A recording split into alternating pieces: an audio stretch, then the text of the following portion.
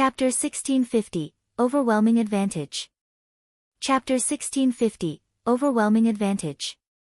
The scene inside the tower had transformed into something akin to an ancient battlefield.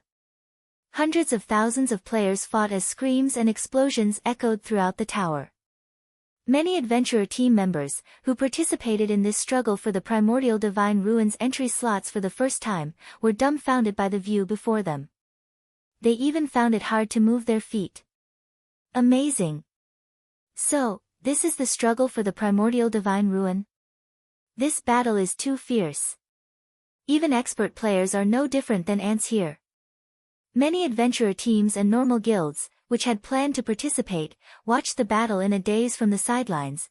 None of them were bold enough to join the fray. They were all afraid of being devoured and annihilated in the blink of an eye. Even the expert players they normally thought were so powerful lasted less than 10 seconds on this battlefield. These experts were either overwhelmed by an uncountable number of spells or ganged up on by equally powerful experts. On this battlefield, expert players were fortunate enough to keep their lives, let alone accomplish anything significant. As for the elite players, they were pure cannon fodder. Most elite players usually died before any of the rear-line healers could get to them. Of the multitude of battles across the battlefield, those near the teleportation zone were the most intense. Zero Wing's 30-man magic light team moved like a pack of ferocious beasts that had just escaped their cages. Neither the attacks from Heaven's Burial's melee players nor those from the guild's ranged players could stop the mobile, iron wall the 15 magic light MTs had formed. Not only did the magic light MTs block every incoming melee attack, but they also sent their attackers flying with their weapons and shields. Zero Wing's rear-line DPS then followed up with an intense bombardment, turning its enemies into starlight instantly. Unfortunately, as Heaven's Burial had the numerical advantage, and not even the magic light MTs could block every incoming attack. From time to time, arrows and spells broke past their defenses. However, Heaven's Burial's members nearly despaired when they saw the damages above the magic light MTs' heads. Minus 3,057. Minus 2,371. Despite landing direct hits, none of their attacks dealt more than minus 4,000 damage. It was utterly inconceivable.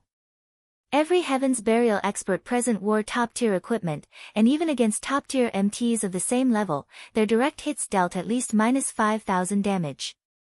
Powerful spells could even deal over minus 10,000 damage, yet when a level 50 ranger struck one of the magic light MTs with a tier 1 heart-piercing arrow, the ranger had only dealt around minus 3,700 damage. These MTs took even less damage from spell attacks. Meanwhile, after receiving numerous buffs and the benefits from Shifeng's disintegration user title, the magic light MTs had over 70,000 HP each. Not even 10 of Heaven's Burial's attacks could force their HPs below 50%. Zero Wing's rear-line healers could easily restore such little HP, making the magic light MTs practically invincible. In contrast to Heaven's Burial's DPS, Zero Wing's DPS was overwhelming.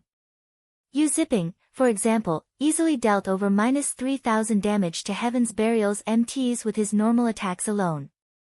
When he used skills like Cross Slash, he dealt over minus 10,000 damage.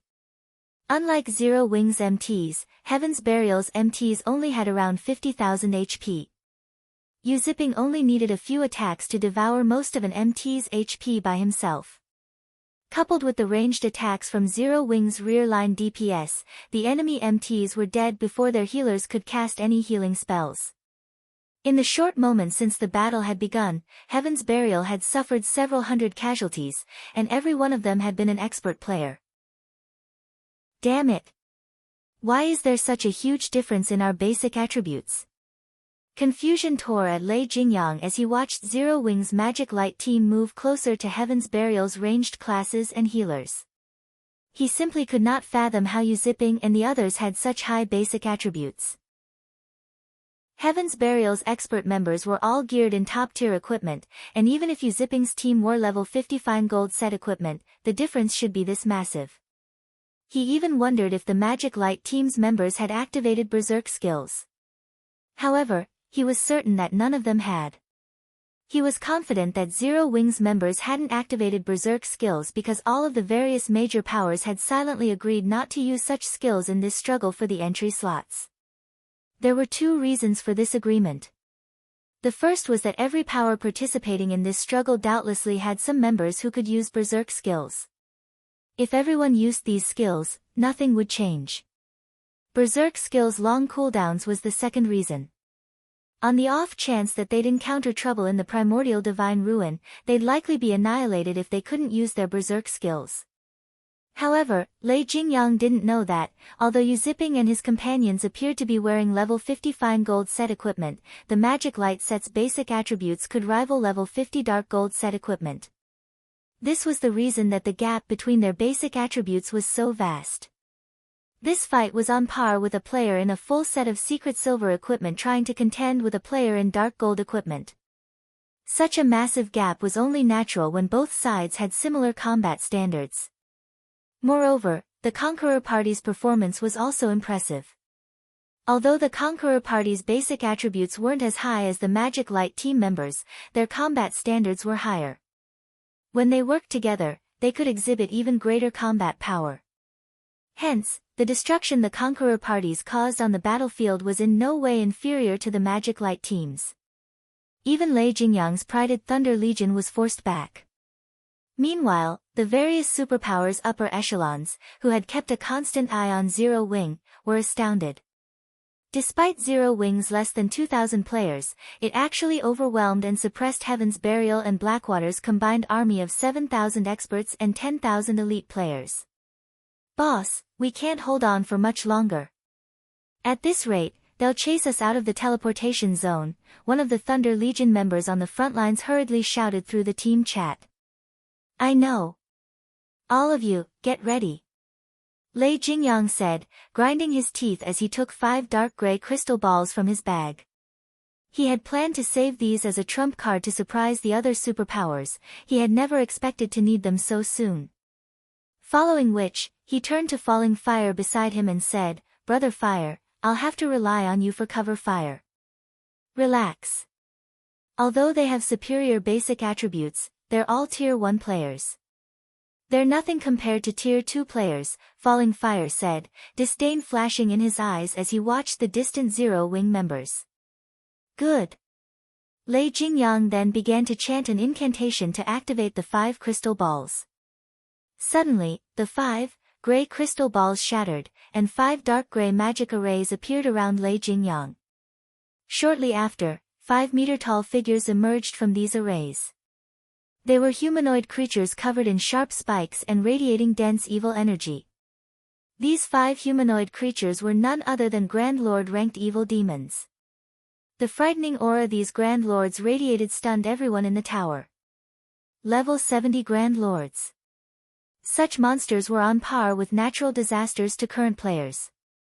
So, this is Heaven's Burial's trump card?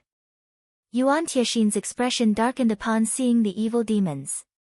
When Heaven's Burial's members saw the Grand Lord-ranked evil demons, however, excitement lit up their faces, and their morale skyrocketed. Although the combined force of Heaven's Burial and Blackwater's players appeared exceptionally powerful, it was nothing compared to the superpowers' forces. They had only dared to contend with the superpowers because of this trump card. However, Lei Jingyang wasn't a member of the evil god's temple. He couldn't summon evil demons directly and control them. He could only rely on flame blood, asking the cleric to spend the evil god's temple points he had struggled to accumulate on 5 evil demon crystal balls.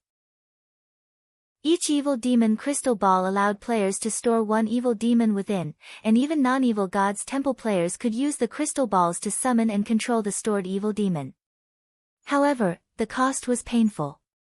The evil demon crystal ball was a consumable item, and once the evil demons were stored inside, they would become so as well. Once the crystal ball's 3-hour duration ended, the summoned evil demons would be permanently destroyed. Lei Jingyang had wanted to avoid using this trump card unless absolutely necessary. Since you forced me to use the evil demon crystal balls, none of you from Zero Wing should even think of escape. Lei Jingyang revealed a sinister grin as he glared at Zero Wing's team. He then charged at Zero Wing's members alongside his 5 level 70 Grand Lord ranked evil demons. Falling Fire followed the charge with his own team. Chapter 1651, Hidden Power. Chapter 1651, Hidden Power. The appearance of the 5 Grand Lord ranked evil demons immediately attracted the attention of everyone on the battlefield. If the evil demons summoned were merely level 70 Great Lords, they still wouldn't pose much of a concern. After all, current players could defeat such existences, albeit after paying a considerable price. However, level 70 Grand Lords were a different story. Without berserk skills, level 50 peak MTs would not survive 2 hits from a level 70 Grand Lord. Moreover, evil demons possessed superior combat standards to monsters of the same rank. Even level 50 MTs with their berserk skills activated wouldn't last very long against such a monster. Meanwhile, 5 of such evil demons had actually appeared on the battlefield. How could anyone ignore and not feel worried over these monsters? Although the various major powers had already predicted that Heaven's Burial would make use of the evil beasts and evil demons it controlled, they hadn't anticipated that the guild could summon as many as 5 Grand Lord ranked evil demons. Sure enough, they did bring along this trump card. Zero Wing is doomed now. Even a tier 3 summoned creature won't be able to hold back a Grand Lord ranked evil demon, much less 5 of them. The various major powers were delighted as they watched the 5 evil demons charging towards Zero Wing's team. With this, they would have one less competitor to worry about. At the same time, though, a somber expression also appeared on their faces. After all, once Heaven's Burial finished off the Zero Wing contingent, needless to say, Heaven's Burial would have no trouble securing a large number of entry slots with the help of the 5 Grand Lord ranked evil demons, leaving other powers like them with fewer slots they could compete for. Just as everyone was thinking of how to go about competing for the entry slots, the 5 evil demons had already arrived at the front line of the battle between Zero Wing and Heaven's Burial under Lei Jingyang's lead. You people from Zero Wing should feel proud that you've forced me to use my trump cards so soon. However, now that I have, you are all going to become evil demon food. Lei Jingyang revealed a sadistic grin as he swept a glance at the Zero Wing members before him. He then stopped controlling the 5 evil demons and simply commanded them to slaughter Zero Wing's members. Roar! Once the evil demons were no longer under direct control, their eyes released a bloody glow as they bellowed angrily. The evil energy they radiated also intensified, so much so that it clouded the perception of nearby players slightly. Even the Zero Wing members standing somewhat far away from the evil demons could not help but shudder at the powerful auras the evil demons released. Grand Lord ranked evil demons? Shifeng frowned slightly as he glanced at the roaring evil demons. Immediately, he commanded through the team chat, Cola, Turtledove, Yi Wumian, you 3 go keep those evil demons busy. Everyone else, focus on wiping out Heaven's Burial's members.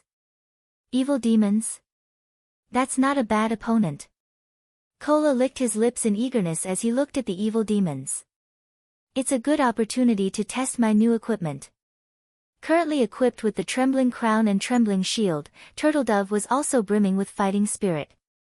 Before coming to the Primordial Divine Ruin, Shifeng had distributed the weapons, equipment, and skills he obtained from the Lost Town to Cola and the others. Among them, he had given the Trembling Crown and Trembling Shield to Turtledove, while Yi Wumian received Cola's Dragon Scale Shield, which she had been using. Cola and the others promptly dashed towards the 5 evil demons. Keep on struggling. Lei Jingyang sneered when he saw Zero Wing's members trying to move out of the evil demon's way. At this moment, he could already foresee the annihilation of Zero Wing's Magic Light team. Just when the 5 evil demons arrived before some melee players of Zero Wing, Cola suddenly appeared in front of the 5 monsters and raised his shield. At the same time, he activated Justice Roar. The blinding light Cola's shield gave off instantly made him the center of attention on the battlefield. Meanwhile, the 5 evil demons involuntarily stopped their actions and turned to look at Cola. An AoE taunt? What a suicidal bastard. Lei Jingyang's eyes gleamed with ridicule as he looked at the glow from Cola's shield. Even current peak MTs couldn't last very long against a level 70 Grand Lord ranked evil demon. Yet, now, Cola had used an AoE taunt on 5 of such evil demons. At this moment, Lei Jingyang could already foresee the scene of Cola being killed instantly.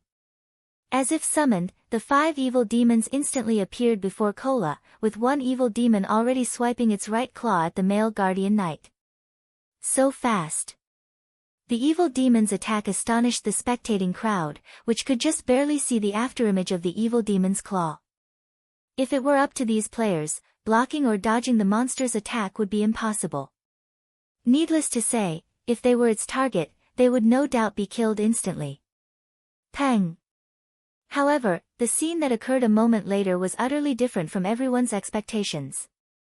Not only did Cola manage to block the first attack using the Titan Guard, but he actually retreated by only 2 steps after receiving the attack. Moreover, he only sustained a little over -10,000 damage from doing so. How is this possible? Could it be a skill?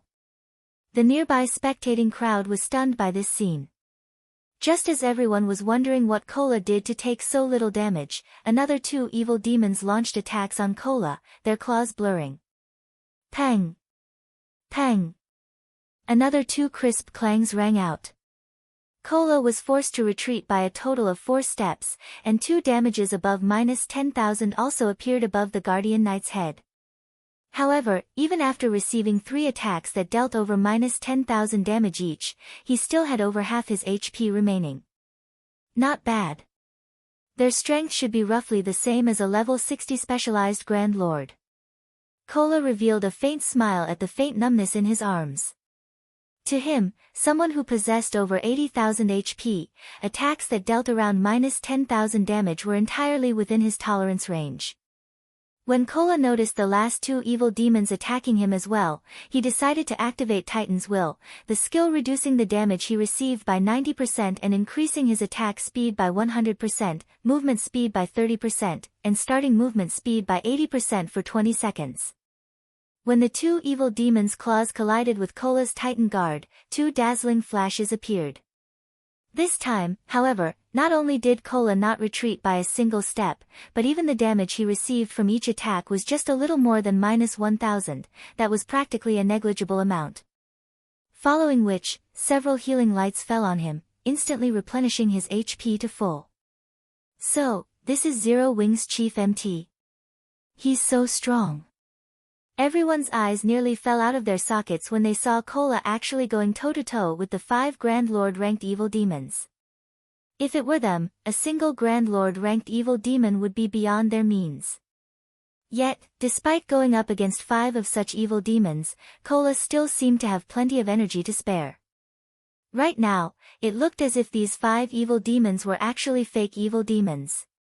However, they were fully aware that this result was not because the evil demons were weak. Instead, Cola was simply too strong. Just the shockwaves resulting from the clashes were enough to force the nearby players to retreat involuntarily. With this, one could imagine how much strength both sides possessed. However, before everyone could recover from their shock over Cola's performance, 2 more players joined him, each one of them pinning down 1 evil demon. These 2 players were none other than Turtledove and Yi Wumian.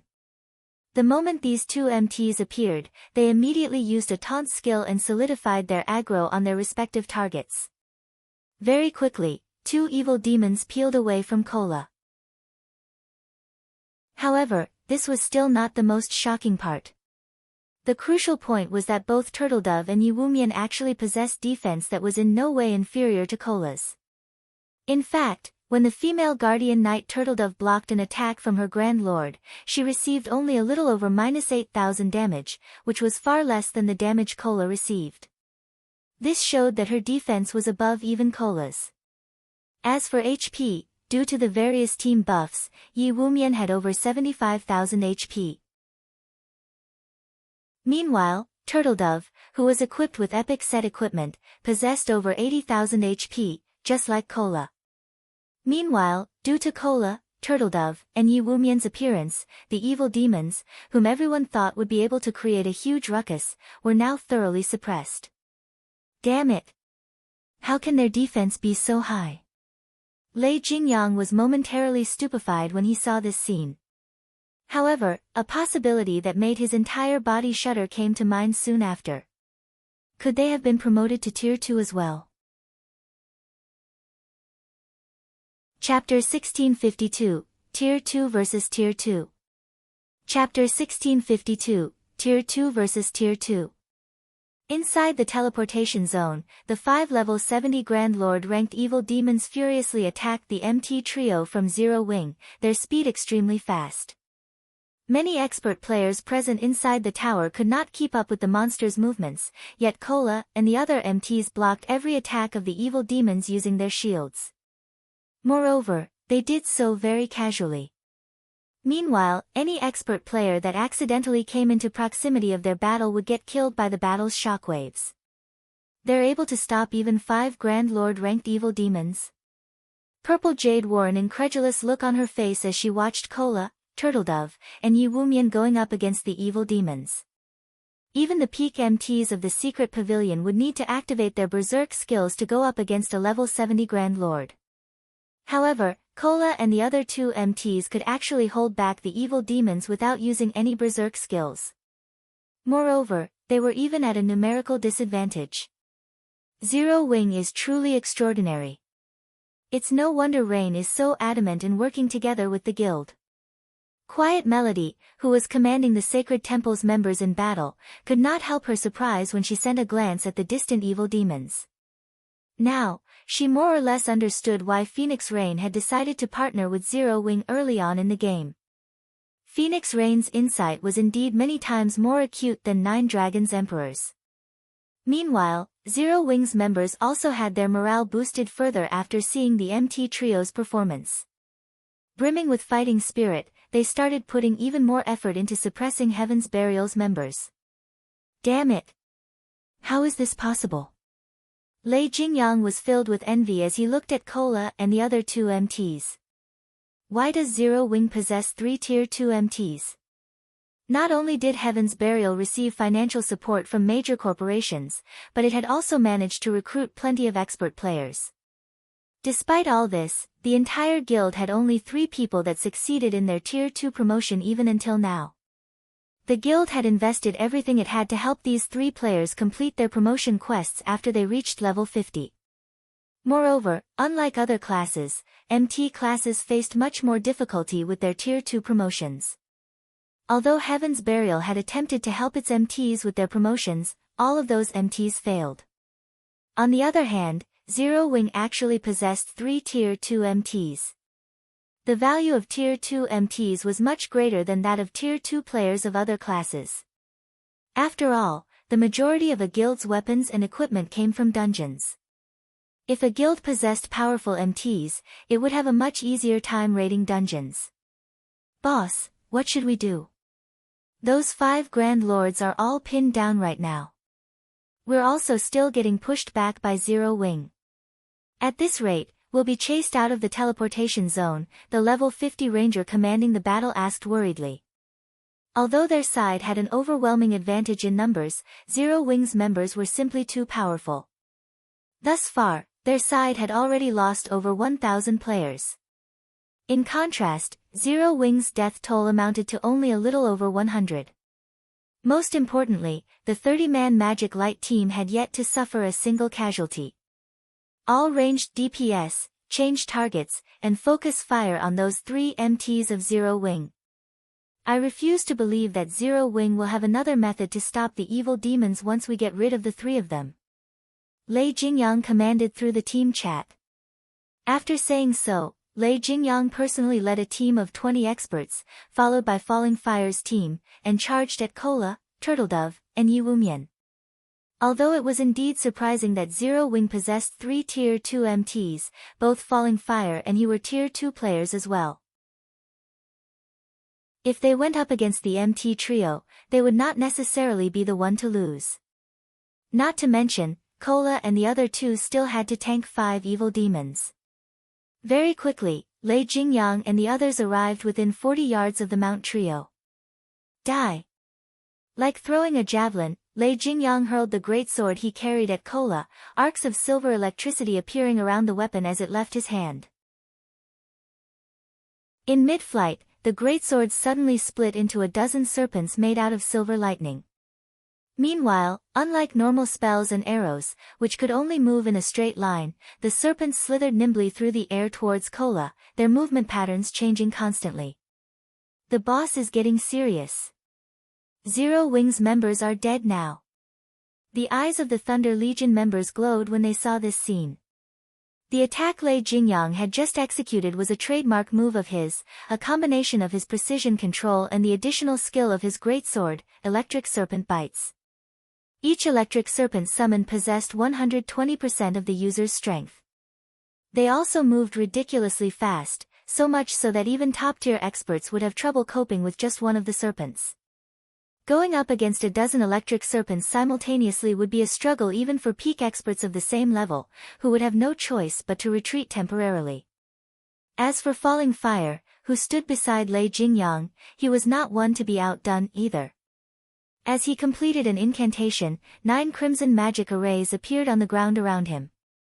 The ambient fire-type mana immediately began surging towards these 9 magic arrays frantically. Shortly after, Falling Fire tapped the butt of his staff on the ground. Tier 2 Curse, Spark Impact. In the next moment, the 9 magic arrays started launching small meteorites one after another into the air. After reaching a certain altitude, the meteorites then changed trajectories and flew straight towards Kola. The power packed within each meteorite was visibly stronger than that of Lei Jingyang's electric serpents. Their speed was on par with the electric serpents as well. They're working together to attack me? Despite seeing the electric serpents and small meteorites rapidly approaching him, Kola showed no sign of panic whatsoever. Instead, he gave the ground a mighty stomp, taking a defensive stance, and activated Titan's Heart. The instant Kola used Titan's Heart, a yellow, earthen barrier formed around him, shielding him from the electric serpents and small meteorites. Boom! Boom! Boom! Let's see how you people from Zero Wing stop the evil demons now. Lei Jingyang laughed in ridicule as he looked at Kola's position. Although Kola had activated a life-saving skill, Lei Jingyang's electric serpent bites possessed extraordinary attack power. It was not something that could be received head-on. Not to mention, the Tier 2 curse that Falling Fire used possessed even greater power. Falling Fire likewise laughed as he looked at the dust surrounding Kola's position. He then turned to look at Turtledove and Yi Wumian. However, as the dust settled, a figure emerged standing where the electric serpents and meteorites landed. Meanwhile, this figure was none other than Kola. At this moment, Kola's surroundings had already been charred black. However, Kola himself remained completely unharmed. In fact, not only had his HP not decreased by the slightest, but it had even increased quite significantly. He's not dead. Lei Jingyang and Falling Fire were stunned. Both of them had used their respective aces in the hole, each of which was easily capable of instant killing a player of the same level. Yet, Kola actually managed to survive both attacks without taking any damage. In fact, aside from blocking their attacks, Kola had also fended off the attacks of 3 evil demons. What powerful attacks! They actually managed to deplete half of my protective energy. Kola could not help being startled when he looked at the remaining energy of his barrier, as Titan's Heart created an energy shield that had an HP equivalent to 10 times his own. Had he tried receiving all those attacks without Titan's Heart, even if he activated Protection Blessing, he still would have gotten killed instantly. An invulnerability skill? Both Lei Jingyang and Falling Fire shared the same thought as they looked at Kola. In God's domain, although invulnerability skills were extremely rare, some still existed. Meanwhile, every one of them was extremely troublesome to deal with. However, after Lei Jingyang and Falling Fire exchanged glances, they sprang into action again, targeting Turtledove this time. No matter how strong an invulnerability skill was, once its duration was up, it would disappear. Hence, all they needed to do now was attack other MTs instead of Kola. They also refused to believe that all three MTs had learned invulnerability skills. However, when Lei Jingyang was within 30 yards of Turtledove, he suddenly felt a chill crawling down his spine. Immediately, he tightened his grip around his white-bone greatsword and activated Whirlwind Slash. Dang! In the next moment, Lei Jingyang felt as if he had just struck an impenetrable wall as his greatsword stopped abruptly, sparks flying from the edge of his greatsword. Then, a lithe figure gradually appeared before him. Zero Wings Fire Dance. Lei Jingyang sneered as he looked at the lithe figure facing him. Are you here to get yourself killed? He sent a slash at the female assassin before him straight away. An assassin was most powerful when conducting an ambush. As long as the ambush failed and their body became exposed, their combat power would decrease drastically. In a frontal clash, an assassin was significantly inferior to a berserker. Dang! Dang! Dang!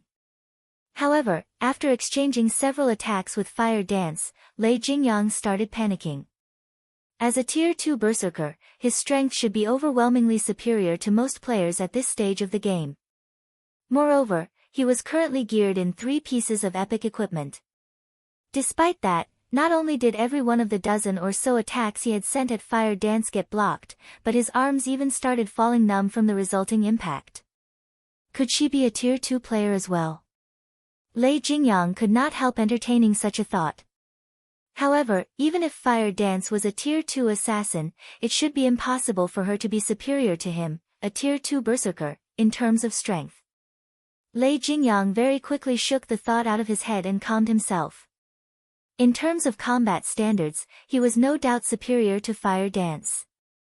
Since he couldn't win using a forceful approach, he simply needed to target her weak points. He immediately activated the Tier 2 skill Battering Slash. Battering Slash allowed him to ignore his target's defense and block effects. Although the damage his attacks dealt would decrease significantly, it would be more than enough to kill an assassin, a class that had both low HP and defense. However, when his greatsword passed through Fire Dance's body, Lei Jingyang's complexion immediately darkened. The reason for this was the sensation he felt coming from his greatsword. It did not feel as if he had just cut through a physical entity at all. He tried using Blade Storm right away, but before he realized it, Fire Dance had already appeared behind him, the 1,000 transformations in her hands stabbing towards his back. Tier 2 skill, Shadow Raid. Fire Dance instantly transformed into numerous streaks of shadows that pierced through Lei Jingyang's body. Damages ranging between 10,000 and 20,000 appeared rapidly above the berserker's head one after another, depleting his HP to 0. Chapter 1653, Tier 2 Galore. Did Lei Jingyang die? An instant kill. For a time, the players watching the battle between Fire Dance and Lei Jingyang were stunned by the sudden development. The fight had been lightning quick, and many had failed to realize what had happened before it was over. In one moment, Lei Jingyang had been alive and kicking, and in the next, he was dead. The members of Lei Jingyang's Thunder Legion were particularly dumbstruck.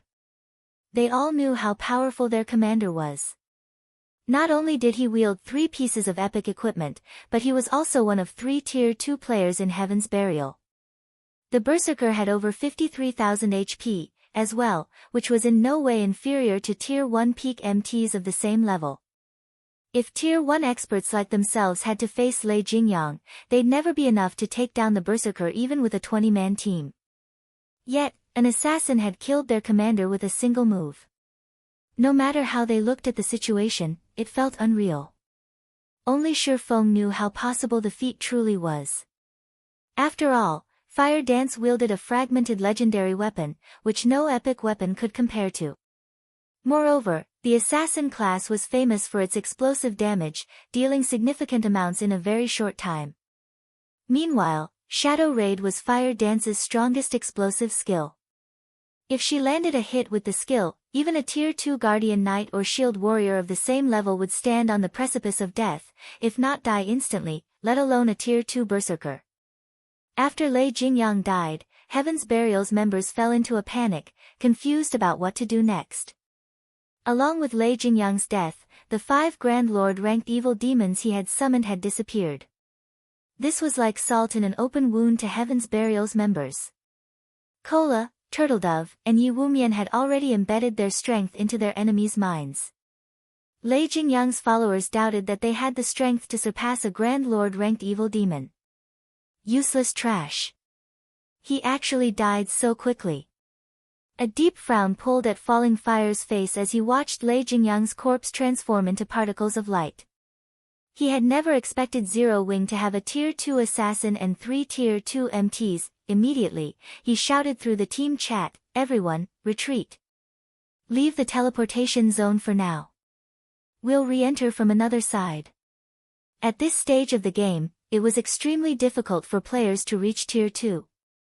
Even Blackwater, with its abundant resources, had only nurtured a few Tier 2 experts thus far. Yet, not only did Zero Wing have 3 Tier 2 MTs, but it had a Tier 2 assassin as well. This left him truly confused. Even if Fire Dance took part in the battle, Heaven's Burial and Blackwater should have been able to resist Zero Wing by relying on the 5 Grand Lord-ranked evil demons, but now, Lei Jingyang was dead and the evil demons had vanished. Even if they had the numeric advantage, they had lost any momentum against Zero Wing due to the loss. Their chances of victory were now slim, regardless of whether or not they continued to fight. The wisest decision now would be leaving the teleportation zone temporarily and trying to get back in from another side. With the limited number of entry slots, Zero Wing shouldn't bother chasing them. On the off chance that there were less than 15,000 players in the zone after Zero Wing left it, the guild would miss the opportunity to enter the Primordial Divine Ruin. The risk of giving chase simply outweighed the gains. However, as Falling Fire ushered his team out of the teleportation zone, a snowy white dagger appeared behind him, transforming into a streak of silver light as it thrust into the elementalist's back. Another assassin? Falling Fire panicked. But it was already too late to dodge or block the attack physically. Instinctively, Falling Fire activated Blink, vanishing from the dagger's attack trajectory in the most critical moment and reappearing 15 yards away. He then turned towards the player that had ambushed him with a grim expression. Unlike the lithe assassin that had ambushed Lei Jingyang, the assassin that had attacked Falling Fire was a physically fit youth. This youth was none other than Flying Shadow. What fast reactions! Flying Shadow was astonished when Falling Fire successfully evaded the ambush. He evaded my attack despite being caught off guard. Sure enough, I'm still not on the level of peak experts like him. He had been so close to killing Falling Fire just now. In his opinion, he had already concealed himself sufficiently, and his attack had been fast enough, yet Falling Fire had avoided his dagger. Zero Wing's Flying Shadow. Falling Fire recognized Flying Shadow instantly, feeling no less shocked than the assassin. How is he so strong? He had detailed information on all of Zero Wing's top-ranked experts, and Flying Shadow wasn't wearing a black cloak. Even without an identification skill, he easily determined the youth's identity based on his appearance. Based on the report he had read, Flying Shadow wasn't nearly as strong as Fire Dance, Zero Wing's #1 assassin. Yet, just now, the youth had displayed far more power than the report had mentioned. After Falling Fire had been promoted to Tier 2, he hadn't encountered a Tier 1 assassin that could get within 10 yards of him undetected. Only the guild's Tier 2 assassins had been successful. Could he be a Tier 2 player as well? As Falling Fire looked at Flying Shadow, he felt the edges of his world beginning to crumble. Since when had reaching Tier 2 become so easy? The fact that Zero Wing had one Tier 2 assassin was surprising enough, but he had just encountered another. Had he not reacted quickly enough, he might have fallen to Flying Shadow's attack. Watching Flying Shadow approach again, Falling Fire began to double speedcast. Suddenly, stone spikes rose from the ground beneath the assassin's feet. At the same time, a large number of ice swords rained down on the youth. This forced Flying Shadow to focus on the attacks from above and below, which drastically slowed his advance. Moreover, he stiffened slightly each time he blocked an ice sword. Aside from Falling Fire's attacks, Flying Shadow had to deal with the nearby Heaven's Burial and Blackwater members. For a time, all of the incoming attacks forced Flying Shadow into a passive state. He couldn't close the distance between himself and his target. Your equipment is quite good, but it's a pity your combat standards are somewhat lacking, Falling Fire said, a condescending smile spreading across his face as he watched the assassin's HP slowly decrease. Flying Shadow might be considered a first-class expert in a first-rate guild, but he was still young and tender in Falling Fire's eyes. The assassin's focus on dodging and blocking was particularly poor and inefficient. Even without the support of other players, he could easily kill this player. Die. Falling Fire completed the final verse of his incantation and launched the Tier 2 spell, detonating flame arrows, at Flying Shadow. However, before he could release the dozens of flaming arrows that had formed above him, a dark blue magic array had appeared in the sky, releasing a torrent of water that snuffed the arrows out. Reacting, Falling Fire used Blink again and avoided the descending water. By the time he reappeared, the force of the torrent had carved out a massive crater in his previous position, filling it with water. How is that possible? Someone actually crushed my detonating flame arrows? Confusion tore at Falling Fire as he eyes the man-made pond. He had cast a Tier 2 spell, which shouldn't have crumbled so easily even under another Tier 2 spell, yet not only had his detonating flame arrows been eliminated, but the torrent of water had contained enough destructive power to form a massive crater. But before Falling Fire could discover his attacker, over a dozen light blue water spears shot towards him. The spears had appeared in almost the same moment Falling Fire had reappeared after using Blink. The enemy caster's timing and aim were incredibly precise. Dazed, Falling Fire failed to protect himself in time with an ice barrier, and 4 water spears plowed into him, each dealing over -16,000 damage. Falling Fire, who only had 40,000 HP, died instantly. As the elementalist's HP reached 0, he was barely able to turn his head in time towards the water spear's origin. Standing around 30 yards away was a lithe, graceful woman in a lilac robe and wielding a dark blue crystal staff. A light blue magic array gradually faded from beneath her feet while dense, water-type mana surrounded her. Another Tier 2 player. Although Falling Fire still wanted to speak, his vision had already darkened, and his body collapsed. Chapter 1654. Shocking All Sides. Chapter 1654, Shocking All Sides. As Falling Fire collapsed, silence descended on Zero Wing and Heaven's Burial's battlefield. Commander. The commander actually died? Do they also have a Tier 2 magical class expert? Blackwater's members gaped at Aqua Rose, who was responsible for Falling Fire's death. Falling Fire was both one of the scant few Tier 2 players and a top-ranked expert within Blackwater. Normally, the elementalist killed them instantly when they sparred with him. However, they had just watched this man die after one hit. No matter how they looked at the situation, it was utterly unbelievable. The tier suppression Tier 2 players had over Tier 1 players was much greater than that of Tier 1 players over Tier 0 players. Moreover, as an elementalist, Falling Fire had a few passive skills that increased his magic resistances, making him much tougher against spells. Yet, Aqua Rose had annihilated Falling Fire with a single spell. There were only 2 possibilities to explain the outcome. The first was that Aqua Rose had used a Berserk skill followed by a Tier 1 curse. The other possibility was that Aqua Rose was also a Tier 2 player. When players activated a Berserk skill, some kind of special effect would change their bodies. Only, not all Berserk skills generated visible indicators. Regardless, when a player activated a Berserk skill, the intensity of their aura would increase drastically, informing others that the player had activated such a skill. However, Aqua Rose displayed neither phenomena, so it was obvious that she hadn't activated a Berserk skill. There was also no way they'd miss the resulting changes. They all had keen senses as experts, and activating a Berserk skill was akin to turning on a light in a dark room. When Blackwater's members considered the possibility that Zero Wing also had a Tier 2 magical class, they couldn't help but shudder. Tier 2 MTs were only powerful when tanking monsters, their DPS was lacking. However, it was a different story for Tier 2 magical classes.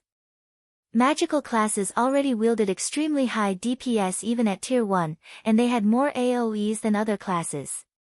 After their promotion to Tier 2, magical classes' attacks would grow even stronger. It wouldn't be an exaggeration to call Tier 2 magical classes mobile defense turrets. When solely comparing combat capabilities, Tier 2 magical classes were stronger than another class by far. While everyone struggled with their shock over Falling Fire's death, Aqua Rose used the opportunity to cast the Tier 2 spell, Aqua Precinct. With the female Cursemancer at its center, a water domain manifested, covering a 70-yard radius. Any of Heaven's Burial and Blackwater members caught within Aqua Precinct soon noticed the rapid drop in their basic attributes. In the blink of an eye, their basic attributes had fallen to 70% of their original values. Following which, 12, 8-meter-long water serpents rose from the pool of water, releasing enraged bellows that echoed throughout the tower. Every water serpent possessed the strength to rival a great lord of the same level. Under Aqua Rose's control, the water serpents jumped at the players from Heaven's Burial and Blackwater. Aqua Precinct wasn't like normal AoEs and was categorized as a domain skill. When using it to attack, Aqua Rose wouldn't harm her allies as normal AoE spells would as long as she controlled the spell properly. Tier 1 experts would have a very difficult time coping with a Great Lord's attacks. Only Tier 1 MTs of the same level could block such attacks without receiving much damage. However, unlike normal Great Lords, which had monotonous attack patterns, the water serpents were flexible since Aqua Rose controlled them. Any MT that failed to block the serpent's attacks instantly lost over 20,000 HP. Since Heaven's Burial and Blackwater's MTs had lost 30% of their basic attributes, the water serpents only needed 2 hits to finish off a level 50 MT. In the short moment since Aqua Rose had cast Aqua Precinct, she had killed 4 level 50 MTs. The rear line healers had never even had a chance to heal their allies. Monster. She's a monster. Heaven's Burial's and Blackwater's experts stared at the female Cursemancer in utter horror. Retreat. Run. There's a monster. With Zero Wing's Magic Light team and Conqueror parties gaining the upper hand, followed by Aqua Rose's sudden massacre, Heaven's Burial's and Blackwater's members panicked. Rather than a slow, organized retreat, they turned and fled like cowards. Not only would they lose a level if they died, but they'd also lose a piece of equipment. To expert players like them, the loss was unbearably painful.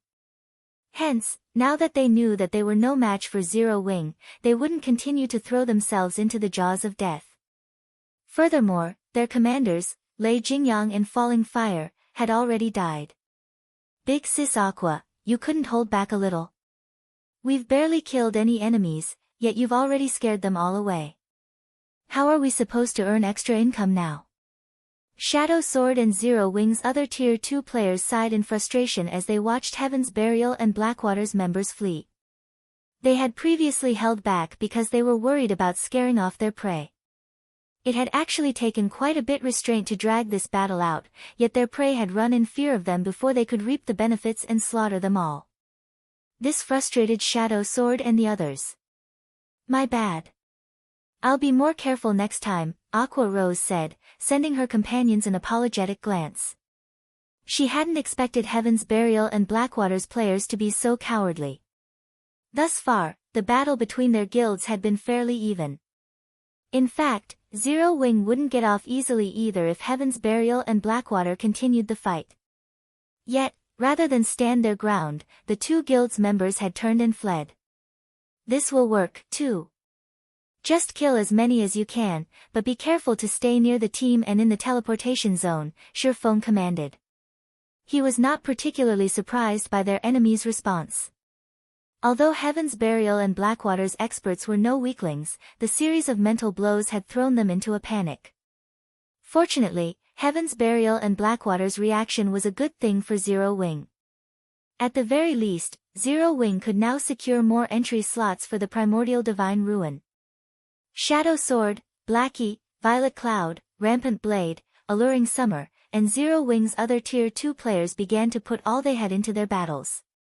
With the overwhelming strength of Tier 2 classes, Shadow Sword and the others charged into Heaven's Burial and Blackwater's ranks like lions charging into a flock of sheep. The guild's magical class players, such as Blackie, Violet Cloud, and Alluring Summer, dominated the battlefield like humanoid defense turrets. Without anyone to hinder their progress, they each killed over a dozen players with every attack.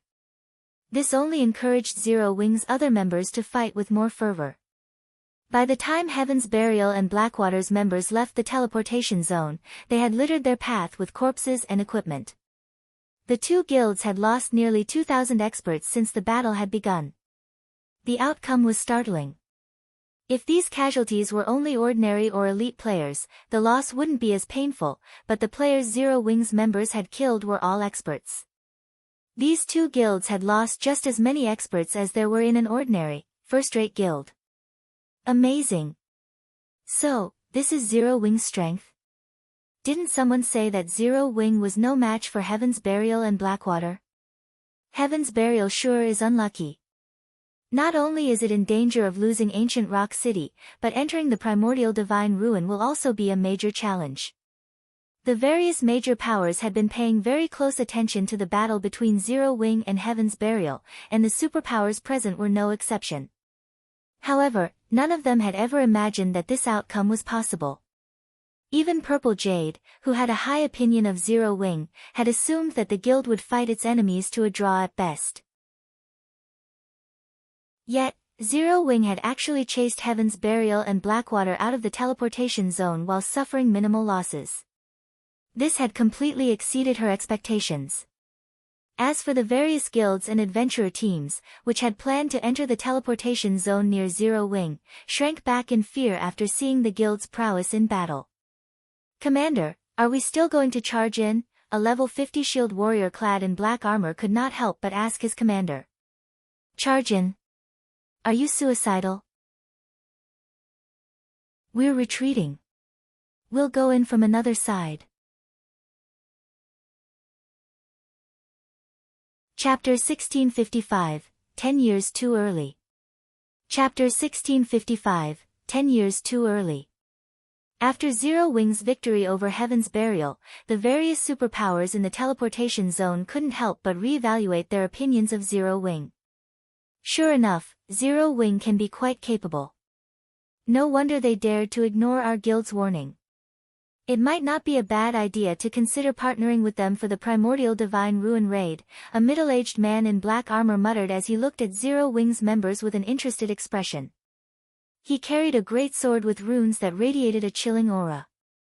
The Primordial Divine Ruin was akin to a dungeon. If one wished to progress inside the ruin, they needed a certain level of strength, whether it be basic attributes or combat standards. The difficulty also increased as one delved deeper into the ruin. After reaching the Primordial Divine Ruin's 4th underground floor, players faced extraordinarily strict requirements. In fact, it was so difficult to pass from the 4th floor to the 5th floor, where the gate to the Primordial City was located, that a single guild team could no longer clear the challenge. They would only have a higher chance of reaching the 5th underground floor by working together. The middle-aged man's words surprised the nearby players. The middle-aged man before them was none other than Broken City, an upper echelon from King's Return.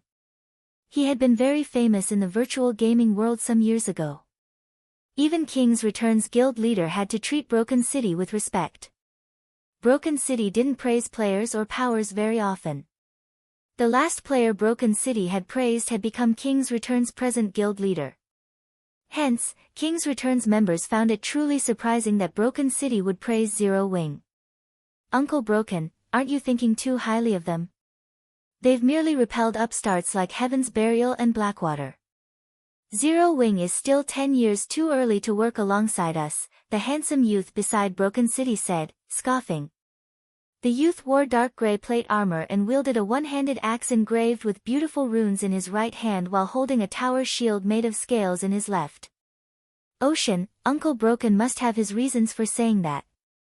While not all of Zero Wing's team members have monstrous basic attributes, the team's overall strength is considerable.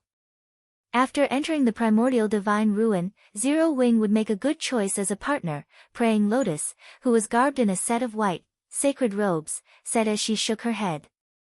She didn't particularly approve of Wild Ocean's opinion. Although Wild Ocean had recently received a promotion, becoming one of King's Return's adjudicators, and was one of the guild's few Tier 2 players, his thinking was shallow. Like Broken City, Praying Lotus felt they shouldn't underestimate Zero Wing's strength. Throughout the battle, she hadn't seen Shifeng take action at all. This proved that Zero Wing was still holding back and was far from being as simple as everyone believed. Zero Wing is only good in PvP. We're going to face an endless number of monsters and various traps in the Primordial Divine Ruin. Just clearing the 3rd floor would be a huge problem, let alone reaching the 5th floor. Aside from us superpowers, no team has cleared the ruin's 3rd floor. You should also know that you can't rely on powerful attributes alone to clear the 3rd floor. We'll talk about cooperation after they reach the 4th floor. Wild Ocean snorted, thinking that both Broken City and Praying Lotus's opinions of Zero Wing were too generous. Wild Ocean wasn't the only person with that opinion. King's Return's other experts agreed with Wild Ocean's thoughts. If they partnered with Zero Wing, they would have to share half their slots to enter the 5th floor. What kind of guild was Zero Wing? What kind of guild was King's Return? Did Zero Wing even qualify to share half of their slots? As time passed, the struggle in the teleportation zone intensified. More powers were also joining the fight in the teleportation zone.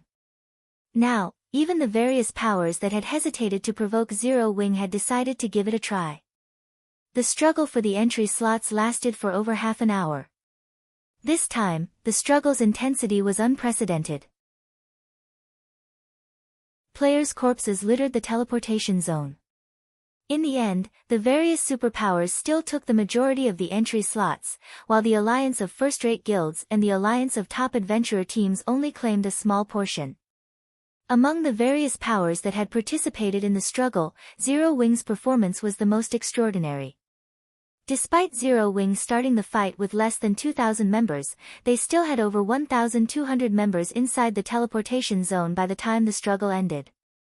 The guild had claimed nearly 1/10 of the available entry slots, only slightly less than the various superpowers. Among the various superpowers, the Secret Pavilion had the best performance, securing exactly 2,000 slots. Although the Secret Pavilion was more than capable of gaining more than that, it had deliberately held back to avoid standing out. Every one of the other superpowers secured around 1,500 slots, which was slightly more than Zero Wing. This was also the reason why Zero Wing's performance shocked everyone. The various superpowers had started the fight with at least 6,000 members, yet Zero Wing had achieved a near similar result with less than 2,000 members. This battle record was a little terrifying. Crap. I thought that with Heaven's Burial and Blackwater out of the picture, we would get more slots. Why did we end up getting fewer slots than in previous raids? That's right. If I had known something like this would happen, I would have preferred for Heaven's Burial or Blackwater to win. The various first-rate guilds and adventurer teams' upper echelons clicked their tongues in anger and jealousy as they looked at Zero Wing's members. It was common knowledge that teams would have a greater advantage in the ruin if they entered with more players. Now that Zero Wing could send over 1,200 members into the ruin, the guild might actually make it all the way to the 5th floor and enter the rumored Primordial City. While everyone else was shocked by Zero Wing's strength, Shifeng was ecstatic. Zero Wing had earned over 5,000 pieces of the current top-tier equipment in the struggle for entry slots. Although the majority was level 45 fine gold equipment, they were still valuable. In comparison, Zero Wing had suffered practically insignificant losses. Zero Wing had suffered 600+ casualties in the battle, with the majority of them being the White Tiger Dojo disciples. The disciples were only geared in standard level 50 elite equipment. They had also recovered some of the lost weapons and equipment. Hence, Zero Wing had made a fortune in this battle. When there were fewer than 15,000 players in the teleportation zone, a blue glow enveloped the area. The players inside the zone disappeared a moment later, leaving an empty plot of land behind. The members of the various major powers that remained inside the tower quickly spread the news of the battle's outcome. With the teleportation array's help, Zero Wing's surviving members instantly arrived at Dark Canyon. There were 3 shining, silver moons hanging in the sky. The visibility within the canyon was also very poor. At best, they could see 200 yards around them, and they couldn't sense any other creatures, which instilled a deep fear and insecurity. So, this is the Primordial Divine Ruins first floor. Aqua Rose muttered as she curiously surveyed her surroundings. With her physique as a Tier 2 player, she soon discovered the hidden threats around them. A group of skeleton undead hid at the top of the canyon, carrying heavy crossbows that could launch bolts with the power to rival Tier 2 skills. It was obvious that these skeletons had already locked onto their team and were ready to fire their crossbows at a moment's notice. Aside from the crossbow-wielding skeletons, Aqua Rose noticed a large number of ghosts flickering in and out of existence on the path ahead. The ghosts wandered around the bottom of the canyon, and even the weakest among them was a level 50 chieftain while the strongest were level 55 grand lords. If players accidentally provoked these monsters, the consequences would be unimaginable. As if they had long since familiarized themselves with this floor, the various superpowers teams quickly advanced on a predetermined path. As they advanced, the superpowers teams skillfully pushed away any ghosts they came across while dodging the heavy crossbow bolts. In comparison, the alliance formed by top adventurer teams quickly had their advance halted by powerful ghosts, their members peppered by the crossbow bolts from above the canyon. Damn it! Why is it so difficult? The various adventurer teams' upper echelons frowned at the first floor's difficulty. They were at a loss. Seeing this, the superpowers members shook their heads disapprovingly. The Primordial Divine Ruin was an extremely dangerous place, yet the various adventurer teams had believed that getting into the ruin was the most difficult part. The struggle in the teleportation zone was simply a prelude for what was to come. Before the adventurer team alliance could think of a plan, they noticed Zero Wing's members taking large strides towards the gateway to the next floor. Have they lost their minds? The various adventurer teams' upper echelons gaped as they watched Zero Wing fearlessly advance. Chapter 1656, Dauntless Zero Wing. Chapter 1656, Dauntless Zero Wing. The Adventurer Team Alliance wasn't the only force confused by Zero Wing's sudden advance. The several superpowers upper echelons and the first-rate guilds alliance also flashed Zero Wing incredulous looks. What's Zero Wing trying to do? Zero Wing's behavior confused everyone. The Dark Canyon's terrain was complex. Although there appeared to be many paths that would lead to the top of the canyon, only a few were actually viable. Moreover, timing was very important when traversing the various paths. A single mistake could easily be put an entire team in a dangerous situation. It wouldn't be surprising if the team were even eliminated. Although players would lose only 20% of their EXP and be sent back to the starting point when they died in the Primordial Divine Ruin, multiple deaths would significantly weaken a team and increase the raid's difficulty. For newcomers to the Primordial Divine Ruin, such as Zero Wing and the Adventurer Team Alliance, the safest way through the Dark Canyon was to follow the various superpowers, who were already familiar with the first floor's trial. Of course, tagging along didn't necessarily mean safety. Even if 2 teams took the same path, their timing wouldn't be the same. In this case, it would depend on the commander's abilities. Although, for the 2 superpowers that raided the ruin for the first time, this wouldn't be a problem. The force's leadership had a perfect grasp of their team's positioning and could minimize their losses as they followed the other superpowers. The Adventurer Team Alliance's chain of command, however, was chaotic due to its multiple leaders. As a result, the Adventurer Team Alliance suffered many casualties as it attempted to follow after a superpower. But the Alliance still fared better than if it pioneered a path of its own. Yet, Zero Wing did not even understand such a basic principle and had made a beeline for the top of the canyon. Moreover, Zero Wing's members moved with large strides, paying no attention to the monsters in their way, unlike the other teams who carefully and steadily advanced. Suddenly, Cola, Turtledove, Yi Wumian, and Violet Cloud rushed ahead of Zero Wing's team, charging onto the gravel path that contained a plethora of wandering ghosts. Meanwhile, the 15 MTs of the Magic Light Team's 15 MTs guarded the rear of the team, while the Conqueror parties split up and covered the sides. Ghost Knight, Undead, Chieftain. Level 50. HP 6000000/6000000. Ghost Berserker, Undead, Lord. Level 52. HP 17,000/17,000,000. Ghost General, Undead, Grand Lord. Level 55. HP 85,000/85,000,000.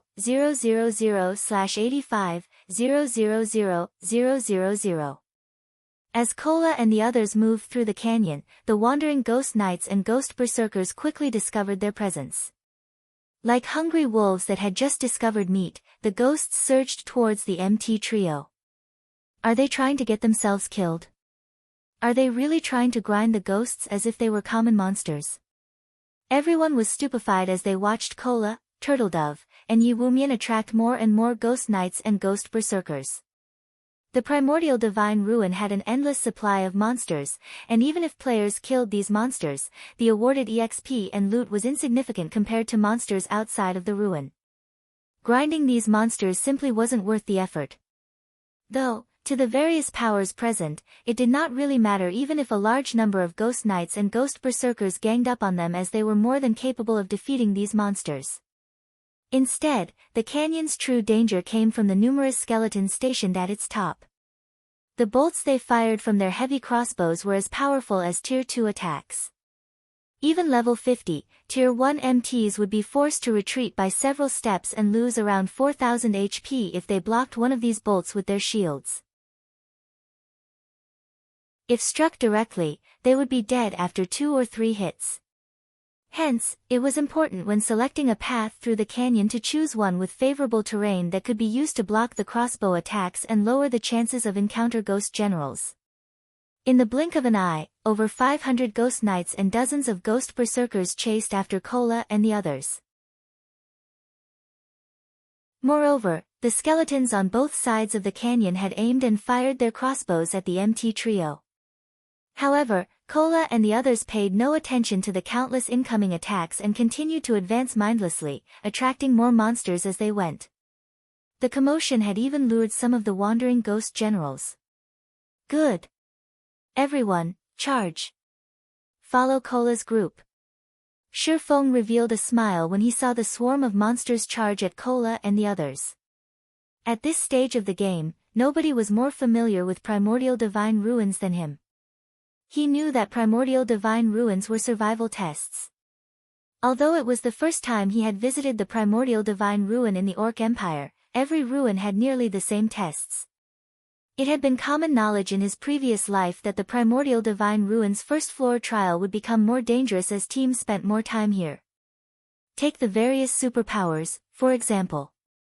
Although they had familiarized themselves with the paths to the top of the canyon and hence, could limit the number of crossbow attacks that reached their teams, it was impossible to avoid casualties completely. In fact, the various superpowers teams were continuously lost members as they advanced right now. Moreover, as they approached closer to the top of the canyon, their casualty rates became more severe. To make matters worse, players that died and allowed the system to resurrect them would reappear at the starting point. Once they did, they'd have no way of catching up to their main force. As for having the team stop midway to resurrect the fallen, that would only end up causing the team to suffer even more casualties. Because of this, team members that died halfway through the canyon were as good as eliminated unless a team wipe occurred. The best way to challenge the first floor trial was to send a player in as bait and draw the enemy fire while the rest of the team followed behind. Doing so would greatly reduce the number of attacks the team received and was much safer than following one of the more protected routes. The only problem with this method was that the players acting as bait needed to be strong enough. The main force also had to maintain enough distance from the bait. If the main force got too close, they would pull the agitated monster's aggro. If the main force fell too far behind, the bait would have moved past the skeleton's attack range. Fortunately, this wasn't the first time Shifeng had employed this strategy. His grasp of his team's positioning was incredibly accurate. With Violet Cloud in the center, Kola's group pushed forward. As they faced numerous attacks, their HPs steadily decreased. Fortunately, the chieftain-ranked Ghost Knights and Lord-ranked Ghost Berserkers were not much of a threat. The true threat came from the Ghost Generals and the heavy crossbow attacks from both sides of the canyon, in particular. Currently, a swarm of Ghost Knights chased after Kola's group of 4, and although the situation looked dire, it worked in the group's favor as the Ghost Generals had a hard time reaching the players. Unfortunately, the same couldn't be said for the crossbow attacks. When Kola, Turtledove, and Yiwumian used their shields to block the incoming crossbow bolts, they'd stiffen slightly and lose around 1,500 HP. When the other powers noticed the damage Kola and his team received, they couldn't help their jealousy. Unlike Kola and the others, their MTs received over -4,000 damage even when they blocked the crossbow bolts successfully. This meant that the MT trio from Zero Wing could endure 3 times the attacks that their MTs could. However, they still ridiculed Zero Wing for its foolish leadership. If Kola and his companions had the support of a large number of healers, they'd be practically unkillable.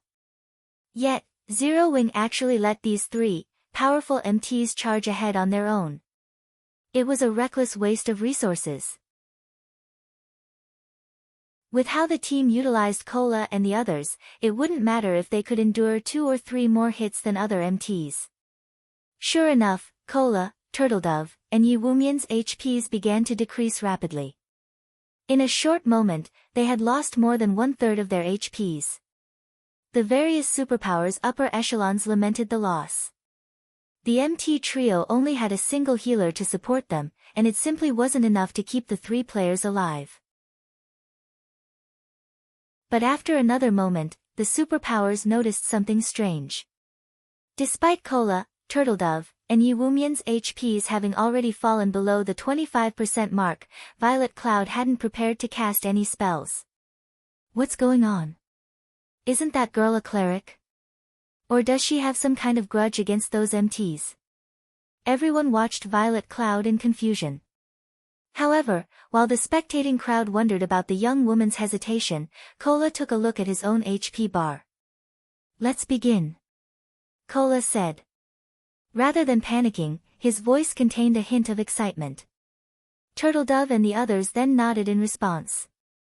Following which, Kola shouted before releasing a blinding, golden glow. Suddenly, a golden pillar of light descended from the sky and enveloped Kola's group, illuminating the dark canyon. Suddenly, 4 golden barriers enveloped each member of the group. The move Kola just used was none other than the Tier 2 skill, Divine Shield, which Shifeng had obtained from the Boneless Land. When activated, the skill granted the Divine Shield buff, which lasted 30 seconds, to a maximum of 10 players. The buff decreased incoming damage from Tier 3 or below attacks by 50% and attacks above Tier 3 by 20%. The buff also increased attack speed and movement speed by 20% and healing effects received by 100%. Divine Shield was a very powerful skill, though it had a downside, a 1-hour cooldown. Violet Cloud also used the Tier 2 spell, Holy Prayer. The spell affected all allies within a 50-yard radius and granted them an hot buff that healed them based on Violet Cloud's mana. Moreover, players affected by Holy Prayer would receive a 20% damage reduction buff. The spell had a 1-minute duration and a 20-minute cooldown. Under the effects of these 2 skills, Kola's group members each recovered over 8,000 HP every second. The damage they received was reduced to a pitiful amount as well.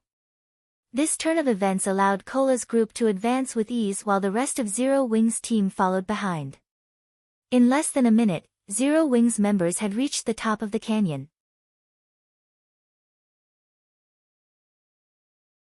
Chapter 1657, Continuous Clearance.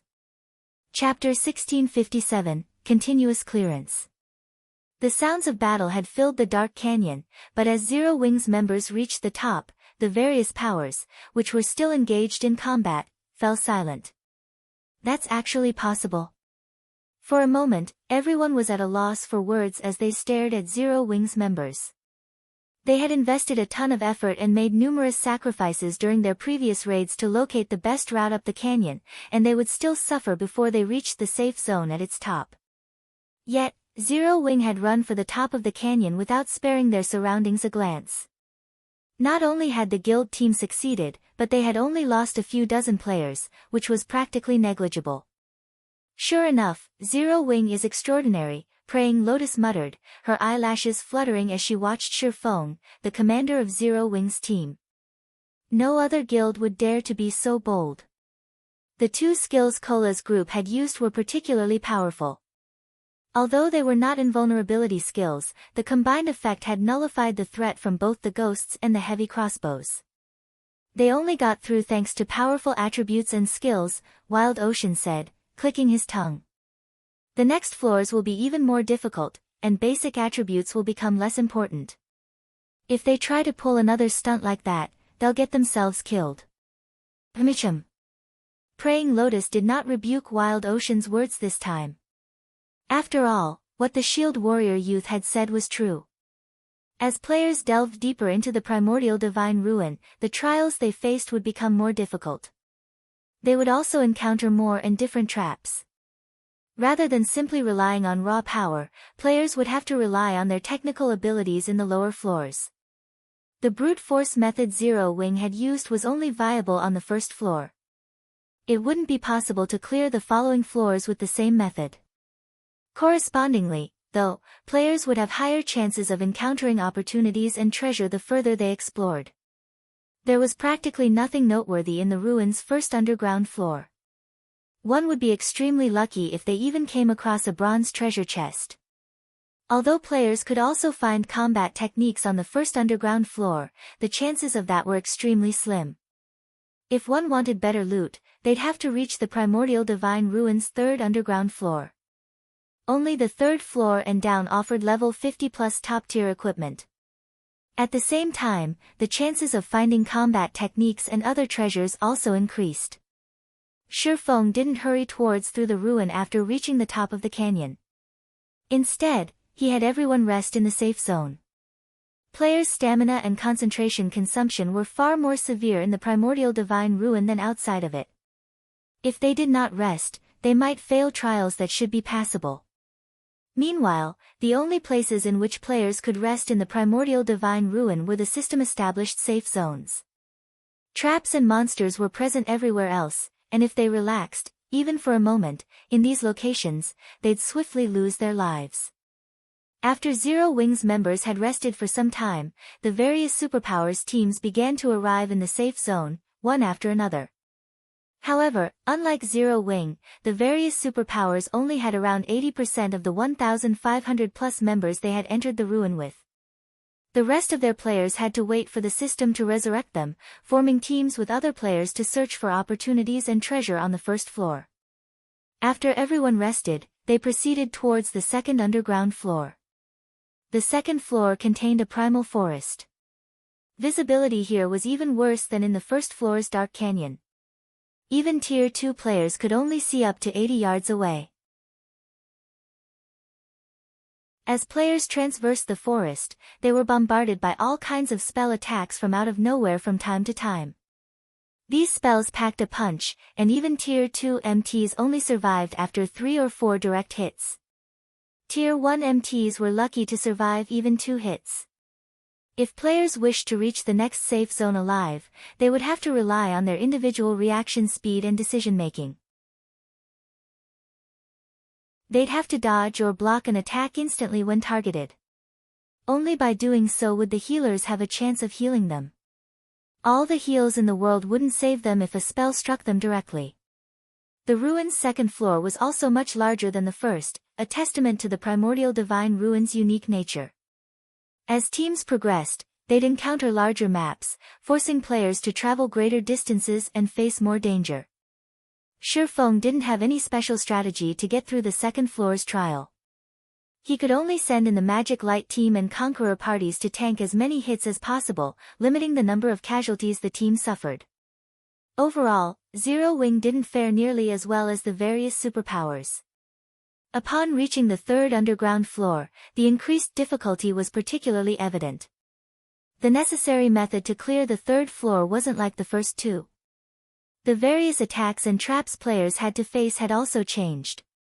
Now, players had to collect a sufficient number of teleportation stones to proceed to the fourth floor.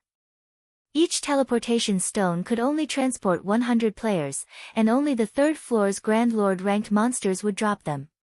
One could just imagine how difficult it would be to kill a Grand Lord ranked boss in such a dangerous environment. It's no wonder why only the various superpowers have only gotten through the third floor thus far, leaving the first-rate guild's alliance behind. As Shifeng stood at the third floor's starting point and observed the barren wasteland before him, he could not help but frown. Thunderclouds covered the sky above the plain as far as he could see. Lightning frequently descended, decorating the ground with scorch marks. Not only did the lightning strikes contain a lot of power, but they were also extremely fast, significantly faster than normal spell attacks. When facing a normal spell attack, expert players could dodge or block as long as the spell was cast from a certain distance, but the lightning strikes from above were incredibly fast. This trial's difficulty increase was tremendous. Furthermore, players had to kill level 55 Grand Lords. However, the various superpowers teams, which had just arrived, reacted as if they didn't see the lightning bombarding the plain.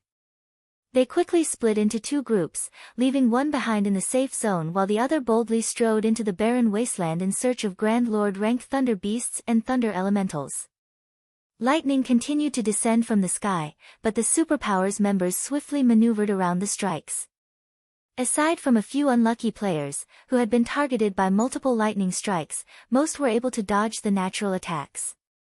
Even if they failed to dodge in time, their team's healers would quickly restore their lost HP. In contrast, the first-rate guilds and adventurer teams were unsure of how to continue. If they only had to dodge the lightning strikes, most of their members would be successful, but with the addition of monsters, chaos would ensue. They'd either fall to the lightning, or the monsters would slaughter them. So what if they got a lot of players this far? They still won't clear the third floor. Wild Ocean could not help but flash Zero Wing's team, which still occupied the starting point, a ridiculing smirk. Players' basic attributes were no longer the key to clearing the trial once they reached the third underground floor. Here, individual combat standards held greater importance. If a team couldn't defeat the Grand Lord-ranked bosses while being showered by lightning strikes, it would venture no further in the Primordial Divine Ruin. Guild Leader, the lightning strikes attack rate and numbers are too high. I'm afraid that no more than 50 of our members will be able to fight while dodging the strikes. Should we grind the bosses for teleportation stones with just a 50-man team? Although it will slow us down, we shouldn't have a problem collecting the necessary teleportation stones, Aqua Rose suggested. If any other guild, excluding the superpowers, encountered such a situation, they'd likely be stuck here. Even Zero Wing only had a few experts who could fight in this lightning zone. Not even the Conqueror's armor's battle arrays would be very effective. Meanwhile, trying to raid Grand Lords with so few experts was impossible. This was also why the various first-rate guilds, which had reached the ruin's third underground floor previously, had never cleared it. However, Zero Wing was different. Its team had over 10 Tier 2 players and shouldn't have a problem forming a 50-man raid team that could dodge the lightning while fighting the bosses. Unfortunately, raiding level 55 Grand Lords with only 50 members would take a lot of time, more time than the various superpowers raid teams, which had around 300 members each. No need, we'll all go together. Shifeng said, smiling as he shook his head. Everyone. For a moment, Aqua Rose thought she had misheard Shifeng. Relax. If this were any other trap, we might not have a way to deal with it, but if we only have to deal with lightning, we won't have to worry, Shifeng said. He then took a thick, ancient tome from his bag. This item was none other than the ancient weather book.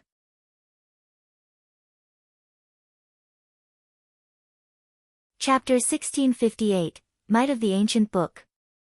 Chapter 1658, Might of the Ancient Book. Across the vast wasteland, the various superpowers hunted bosses with organized precision. Meanwhile, the first-rate guilds and top adventurer teams could only watch from within the safe zone. Although these teams had a few experts who could dodge the lightning strikes, players who could dodge while fighting a Grand Lord were as rare as a phoenix's feather. A level 55 Grand Lord was already an extremely difficult foe, and teams lost players even during a normal raid. Hence, trying to raid one while severely handicapped would simply be suicidal. To compensate for their lack of numbers, the various first-rate guilds and top adventurer teams had tried to pool their experts to raid the bosses. However, despite multiple attempts, they had failed. Although the alliance of the various first-rate guilds and adventurer teams had formed allowed them to build a raid team with sufficient manpower, the environment favored the Grand Lord-ranked Thunder Elementals and Thunder Beasts. The third floor's environment enhanced all lightning-type skills and spells by 30%. Cloth armor classes, which had low HP and defense, would likely die instantly if they failed to dodge the Thunder Elementals or Thunder Beasts skills. 0 mistakes were allowed in battle. However, players would be hard-pressed to avoid mistakes while constantly bombarded with lightning. In the end, the Alliance team wiped after losing so many members midway through the battle. As the first-rate guilds and top adventurer teams rested, Shifeng led his entire team into the lightning zone. It was as if he had missed their tragic downfall after fighting in the wasteland. They're going all together. Have Zero Wings members lost their minds? What are they trying to do? Even if a single death only costs 20% EXP, do they have to be so reckless? When the members of the various first-rate guilds and adventurer teams saw Zero Wing head into the plains, they thought that Zero Wing's members had gone mad. In this lightning wasteland, a player's basic attributes didn't matter as much as on the previous floors. Here, combat standards were far more important. Even if a team charged into the lightning wasteland with 1,000 members, each member would suffer the same number of lightning strikes. In fact, the players would have a higher chance of being struck. This was because players would have less space to maneuver in a larger group. Moreover, if players were not careful when they dodged, they'd likely avoid their own lightning strike only to get hit by their neighbors. The various powers weren't the only ones confused by Shifeng's ludicrous decision. Even Zero Wings members were confused. They had seen how the experts from the various first-rate guilds and top adventurer teams had ended up after fighting in the wasteland.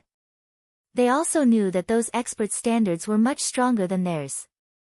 If they rushed into the plains, they'd doubtlessly suffer a similar fate.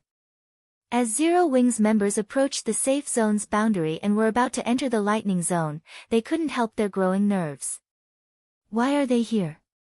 Wild Ocean, who currently fought within the zone, was surprised to notice Zero Wings' team enter the lightning wasteland.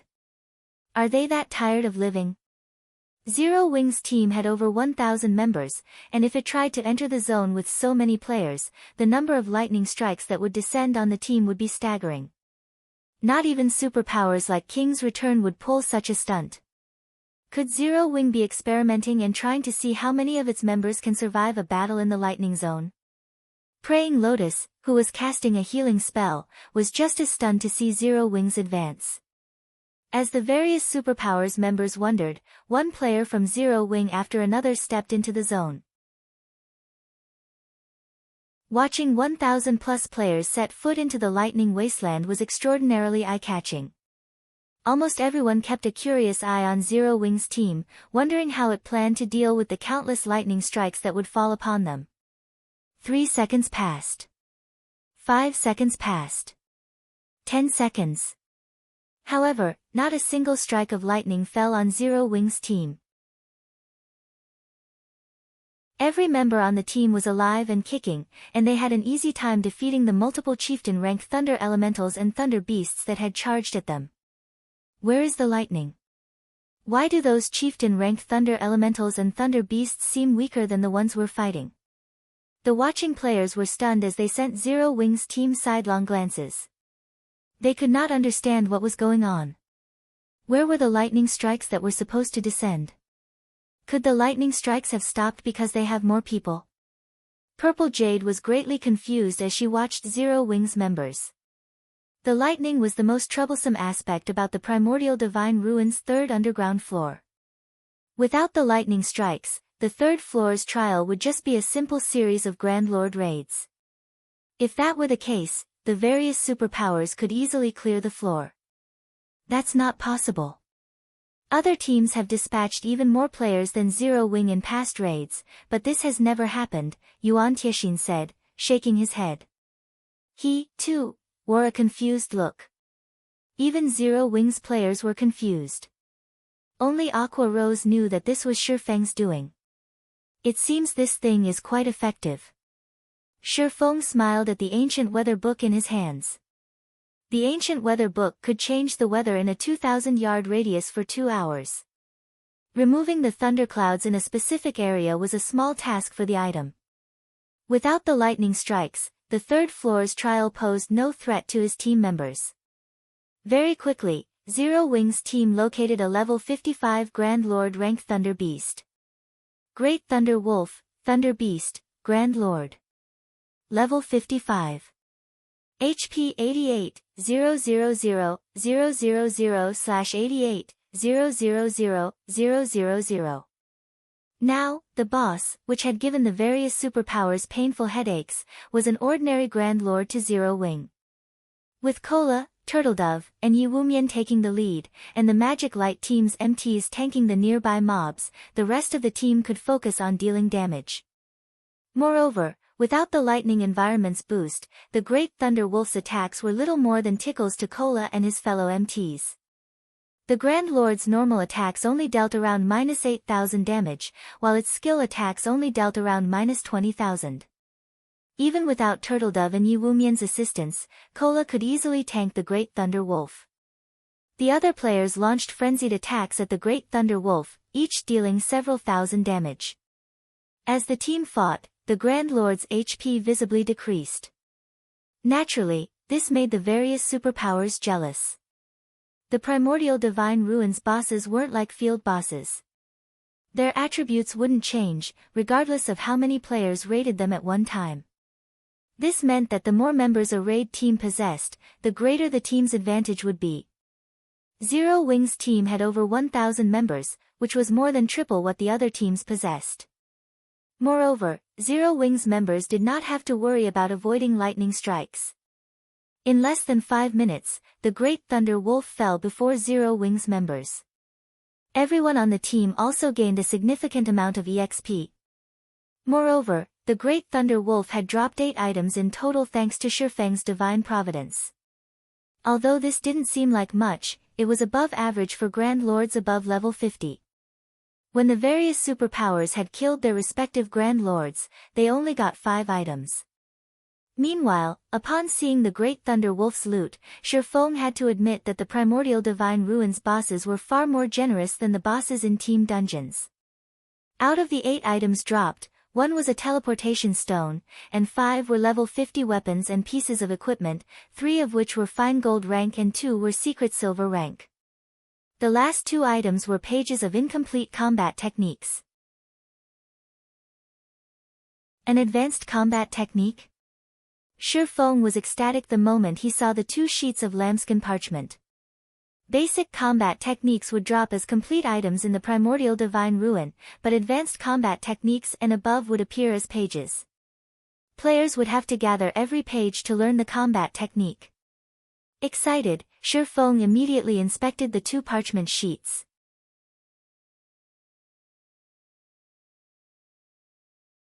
Chapter 1659, Top-Tier Advanced Combat Technique. Chapter 1659, Top-Tier Advanced Combat Technique. As Shifeng inspected the incomplete pages, his eyes shone with excitement. Lightning Flash. This dilapidated page belongs to a book that depicts a secret attack technique, which has been passed down since ancient times. Only after gathering all incomplete pages can you read the complete book's content. There are a total of 13 pages. This leaflet is the 3rd page. Lightning Flash. This dilapidated page belongs to a book that depicts a secret attack technique, which has been passed down since ancient times. Only after gathering all incomplete pages can you read the complete book's content. There are a total of 13 pages. This leaflet is the 6th page. Most of the combat techniques that dropped in the Primordial Divine Ruin were basic combat techniques, and most of them dropped as the complete versions. Although some basic combat techniques dropped as incomplete pages, those were the extreme minority. Normally, only advanced rank or higher combat techniques would drop as individual pages. However, there were differences between advanced combat techniques and those of other ranks. Not only could players in God's domain improve their foundations by learning combat techniques, but they could also learn ways to exhibit their strength more efficiently, thereby raising their overall combat power. Some combat techniques even granted players the power to challenge foes of higher levels. A basic combat technique might not help half-step Refinement Realm experts fight Refinement Realm experts, but an ordinary advanced combat technique could. This was also why the various super guilds and super first-rate guilds were so desperate to compete for slots to enter the Primordial Divine Ruin. Meanwhile, an advanced combat technique's strength could be determined by the number of pages it possessed. An ordinary advanced combat technique would only include 6 to 8 pages, a first-rate advanced combat technique would possess 9 to 12 pages, and a top-tier advanced combat technique would possess 13 to 15 pages. An ordinary advanced combat technique could only help a half-step Refinement Realm expert qualify to fight a Refinement Realm expert. Meanwhile, a first-rate advanced combat technique allowed Refinement Realm experts to face Flowing Water Realm experts. As for top-tier advanced combat techniques, if Flowing Water Realm experts learned one, they could even pose as a threat to Void Realm experts. Even throughout God's domain, Void Realm experts were extremely rare. Yet, with a top-tier advanced combat technique, a Flowing Water Realm expert could stand against Void Realm experts. One could just imagine how valuable such a combat technique was. There was no doubt that Lightning Flash was a top-tier advanced combat technique.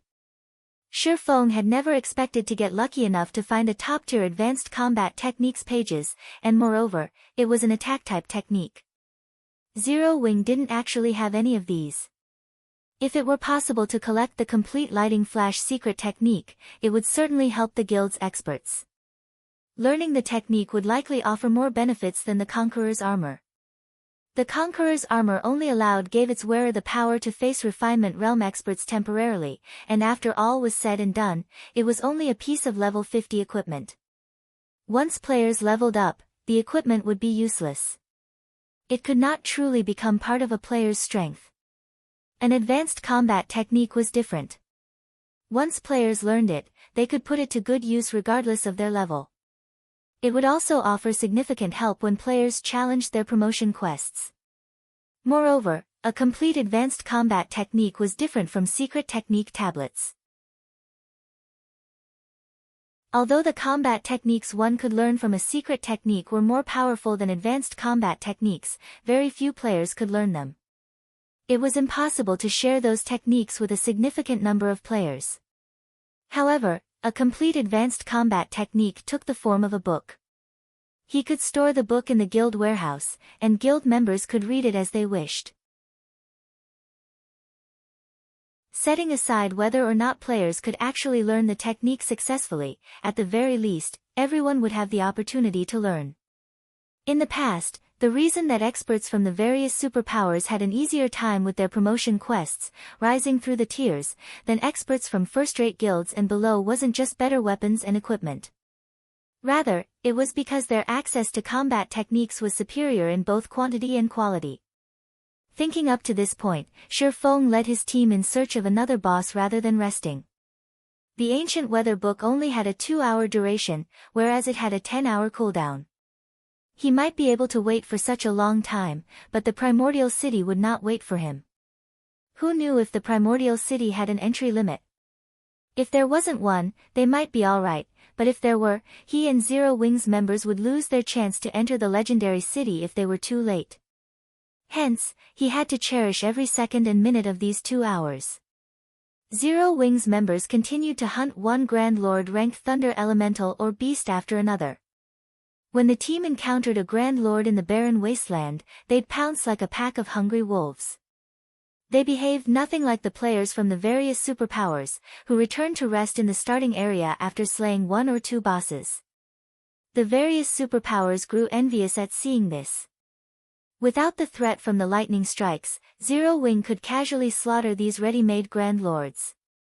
Not only were the team members able to earn an abundance of EXP, but they also secured plenty of top-tier equipment. The Primordial Divine Ruins' 3rd underground floor had practically become a sacred leveling spot for Zero Wing. How is this possible? King's Return's Wild Ocean was at a loss as he watched the scene before him. He had assumed that Zero Wing would be stuck on the 3rd floor, yet based its pace, it'd likely be the first team to reach the 4th underground floor. Uncle Broken, should we contact them?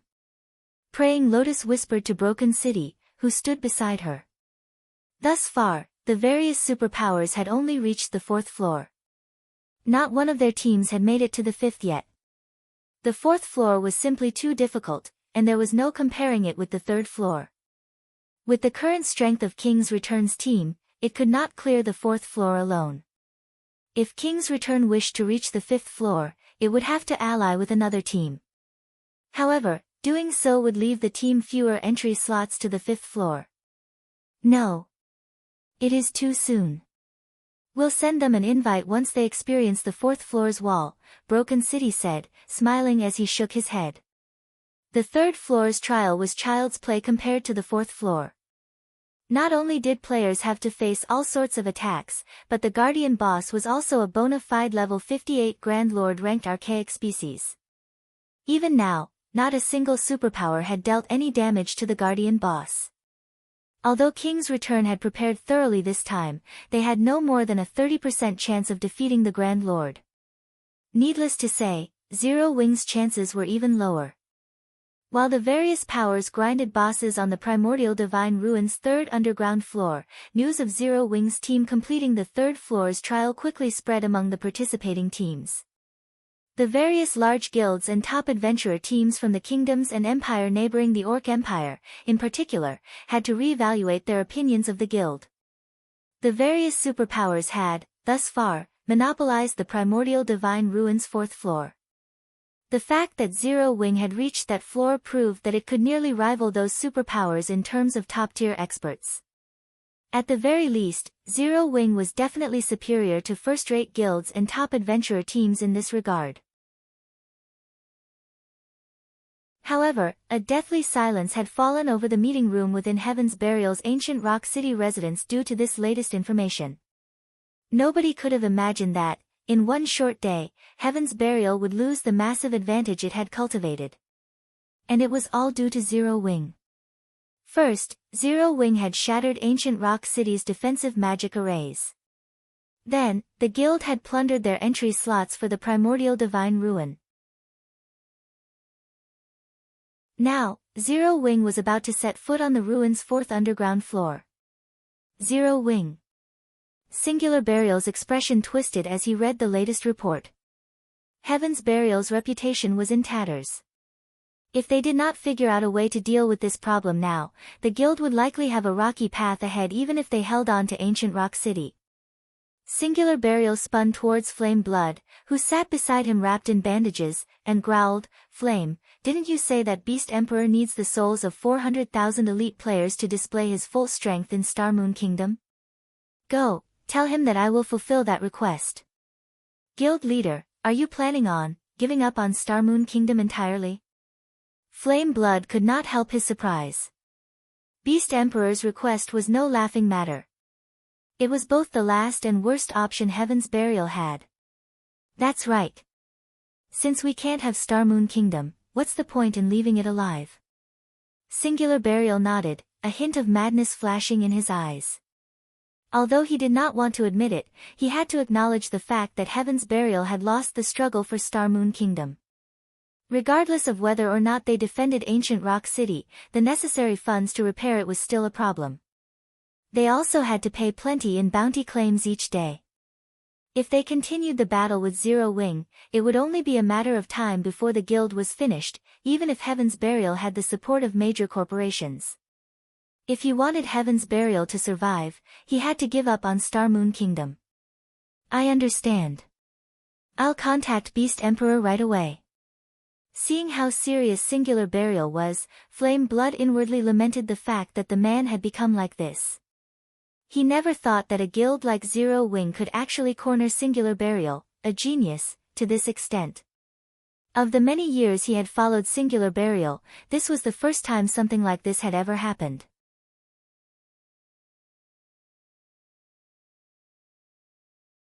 Chapter 1660, Lightning Flash Secret Technique. Chapter 1660, Lightning Flash Secret Technique. In a certain mountain range covered with dense forests, countless powerful monsters roamed about the area. Every monster here was above level 100, and quite a few were mythic rank. However, none of these monsters dared to approach the forest in the mountain range's inner regions. Suddenly, a figure appeared at the forest's entrance. It was none other than Flame Blood. When Flame Blood appeared, several massive, humanoid creatures appeared around him, each radiating the terrifying aura only Tier 4 mythic monsters had. Amazing. After not seeing him for some time, he's already developed to this point. Flame Blood was stunned when he noticed the 6 mythic-ranked evil demons around him. Mythic-ranked evil demons. Evil demons were far more difficult to nurture than evil beasts. Previously, Beast Emperor had only been able to nurture a Grand Lord-ranked evil demon. Although Grand Lord-ranked evil demons were very powerful, they were not invincible. If numerous experts worked together, they'd still be able to kill one. However, it was a different story for mythic-ranked evil demons. At this stage of the game, mythic monsters were insurmountable, even to the various superpowers. Otherwise, the level 50 super large-scale team dungeon in God's domain would not stand empty. Moreover, evil demons commanded superior intellect and could exhibit greater combat power than evil beasts. Most importantly, they could be summoned at any time, unlike evil beasts, which could only move from location to location of their own power. Now that Beast Emperor commanded mythic-ranked evil demons, he had the equivalent of mythic-ranked bodyguards at all times. Having mythic-ranked evil demons would undoubtedly increase the safety and survivability of controllers like Beast Emperor by a significant margin. He would no longer have to hide when attacking and could control his armies more efficiently. After seeing these mythic-ranked evil demons, Flame Blood's desire to obtain his own grew. Being a member of the Evil God's Temple, every race on the continent of God's domain hunted him constantly. Surviving in the game had become exceedingly difficult.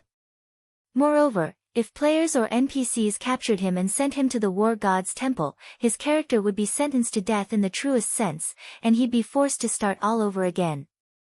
Hence, he needed to be careful when he moved about and rarely appear before other players. If he had his own mythic-ranked evil demons, though, he wouldn't have to worry about capture unless he encountered a Tier 5 NPC. Fortunately, Tier 5 NPCs were apex powerhouses in God's domain, and they weren't so easy to encounter. Normally, the strongest NPCs players would meet were Tier 4. After the evil demons had a chance to observe Flame Blood for a moment, they retreated back into the forest. Flame Blood then strode into the forest himself. There was a massive crater within the heart of the forest. The crater radiated an evil energy so dense that even an evil god apostle like him gasped as it washed over him. If an ordinary player bathed in this dense evil energy, it would likely corrupt them instantly. This crater was none other than the home of Star Moon Kingdom's Evil God's Temple. As long as players were within range of the temple, its energy would cut off their communication with the outside world. They would not be able to send or receive messages. Flame Blood. A middle-aged man covered in pitch-black ruins sat in the severely dilapidated temple. When he noticed Flame Blood enter the temple, he sent the cleric a glance and asked, "Why are you here? Weren't you controlling your evil demon army to protect Ancient Rock City?" Although the man before Flame Blood hadn't expressed any emotion, speaking only in a calm tone, Flame Blood's heart palpitated in fear. This wasn't just because Beast Emperor was one of the Evil God's Temple's evil god envoys, but also because of the horrific evil energy that lingered around him. The man was far more frightening than the last time Flame Blood had seen Beast Emperor. The evil energy Beast Emperor radiated was no weaker than the evil energy the temple itself radiated. This man's evil energy would likely kill ordinary players before they could approach him. Moreover, as Flame Blood looked at Beast Emperor, he could not help but feel as if he stared at a ferocious beast that had just woken from a long slumber. "My guild leader sent me," Flame Blood said after stealing his mind. "Didn't you say that you needed 400,000 souls from elite players? My guild leader says he can give them to you." "He's finally made up his mind?" Beast Emperor asked, chuckling.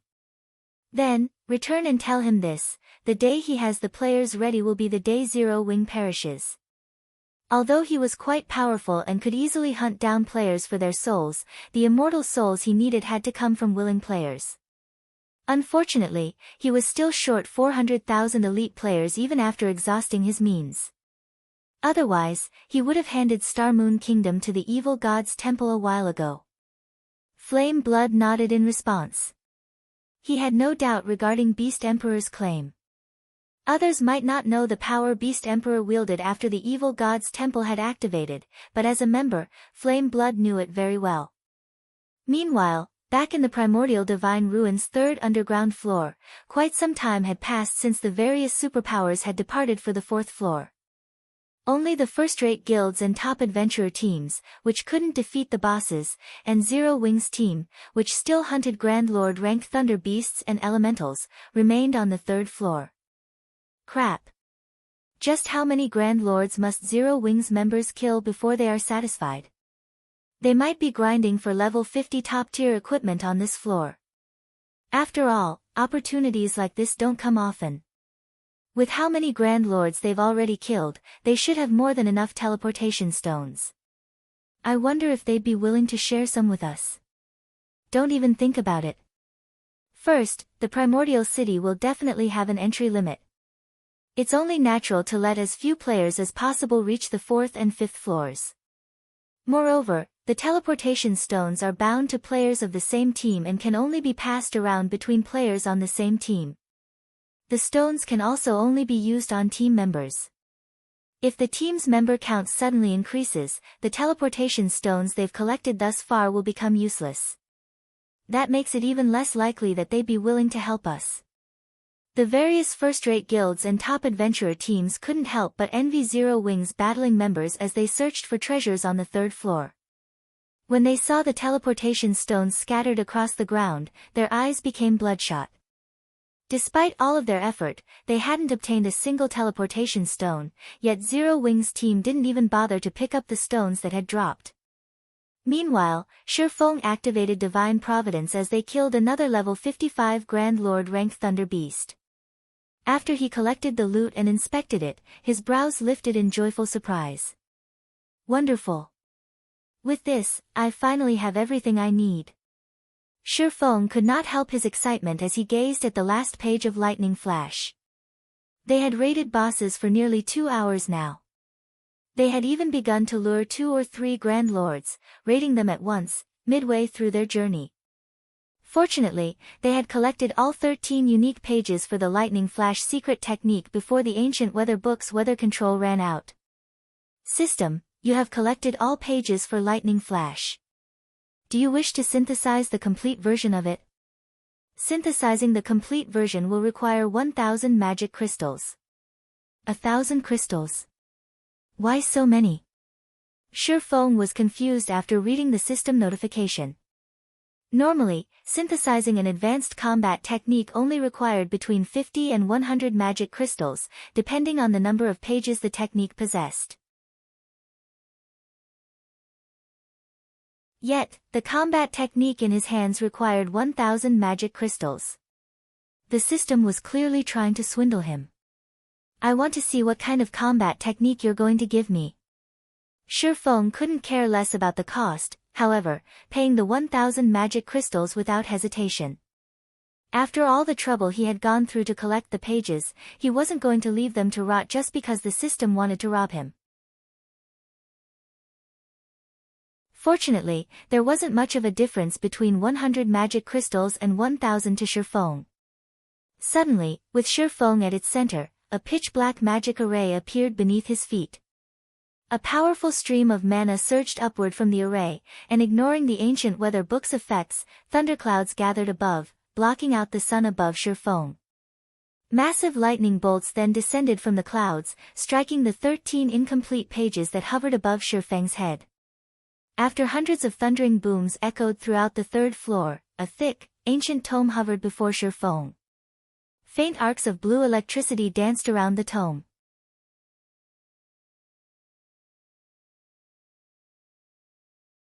Chapter 1661, Bronze Combat Technique. Chapter 1661, Bronze Combat Technique. The hundreds of lightning bolts suddenly flashing in the vast wasteland immediately drew the attention of every player on the Primordial Divine Ruins' third underground floor. Compared to the normal lightning strikes, not only were the ones just now much more powerful, but the number and rate at which they appeared were also much higher than before. The resulting thunder also echoed throughout the entire wasteland, hurting everyone's eardrums. What's going on over there? Why did so many lightning bolts suddenly strike Zero Wing? Everyone on the third floor turned towards Zero Wing's location at practically the same time, their hearts bursting with curiosity. Previously, none of the lightning strikes had hit anywhere near Zero Wing. Yet, now, Zero Wing received a violent bombardment. Most likely, even a great lord of the same level would be reduced to ashes after eating so many powerful lightning bolts. What's that? A book? Could some kind of treasure have dropped? Some of the players nearby quickly noticed the ancient tome hovering before Shifeng. Although they could not make out what kind of item the ancient tome was, judging by the huge commotion that heralded its appearance, they could easily guess that it was something extraordinary. The various first-rate guilds and top adventurer teams present revealed looks of envy and greed. As far as they knew, no fine gold or dark gold item would create such a huge commotion when it appeared. Hence, the tome should be epic rank at the very least. An epic item. At this stage of the game, although powerful guilds like first-rate guilds would already have around a dozen or so epic items in their possession, to the masses, epic items were still exceedingly rare. However, everyone also understood that stealing the tome from Zero Wing was impossible. Setting aside how powerful Zero Wing's team was, even reaching Zero Wing's location would be a massive challenge for them. What a powerful aura! Shifeng was indescribably shocked as he looked at the ancient tome in the air before him. He had seen the synthesis of many advanced combat technique tomes before. However, none of them had ever caused such a huge commotion. Moreover, even after the lightning flash tome completed its synthesis, it still radiated a faint aura that attracted mana to it, a situation that Shifeng had never encountered before. For a moment, he found it somewhat incredible that the book before him was a combat technique tome. Guild leader, what is that item? Is it an epic tool? Aqua Rose could not help but ask curiously. The other members of the team also held great curiosity about the lightning flash secret technique. Immediately, they pricked their ears up in hopes of catching wind of the tome's identity. As for the item's attribute panel, they held no expectations of catching a glimpse of it. Nowadays, Zero Wing was rife with spies of other guilds. Meanwhile, in regard to the epic items the guild possessed, they were generally considered a secret. After all, epic items served as the foundation of a guild. If used at a critical moment, they could achieve miraculous effects. Naturally, the guild wouldn't reveal such an important secret unless necessary. Hence, the members of the team did not hope to find out the exact details of the tome. They only wished to know what kind of item it was. No. Shifeng shook his head. Smiling, he said, "This is a combat technique." A combat technique? Aqua Rose could not help but narrow her eyes at Shifeng skeptically. She suspected that Shifeng was simply messing around with her. What kind of combat technique could cause such a huge commotion? Even a secret technique tablet would not create such a commotion when it dropped. Shifeng's words stunned everyone. Although they refused to believe Shifeng, they all knew what kind of personality he had. He would never lie about something like this. Moreover, if he did not wish for them to know what the tome was, he could simply say that it was a guild secret. In that case, they naturally would not pursue the matter. Yet, everyone also found it unbelievable that a combat technique could cause such a huge commotion. Of course. Moreover, it isn't just any ordinary combat technique, Shifeng said, a hint of excitement in his voice. This is a bronze combat technique with a complete legacy. Advanced combat techniques was something that countless expert players wished to learn. Even the various superpowers only possessed a few.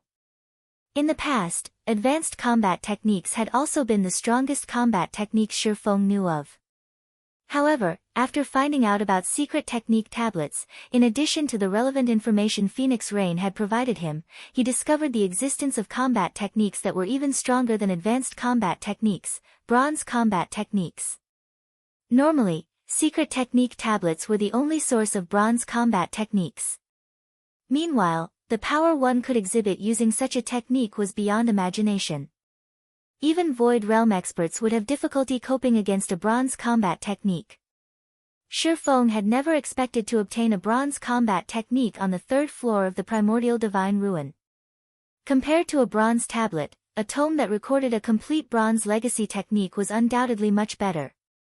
Although a bronze tablet contained numerous bronze combat techniques, only 10 players could enter a bronze tablet each month, which meant that the guild could use it to nurture a mere handful of players. However, a combat technique tome did not possess such a restriction. As long as he willed it, he could let however many players learn from it as he wished.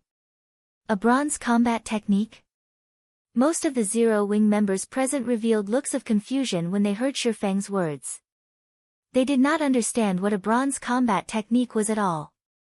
As for Aqua Rose and the others who had previously entered the legacy space for the secret spellcasting technique, they could not help but gape in shock.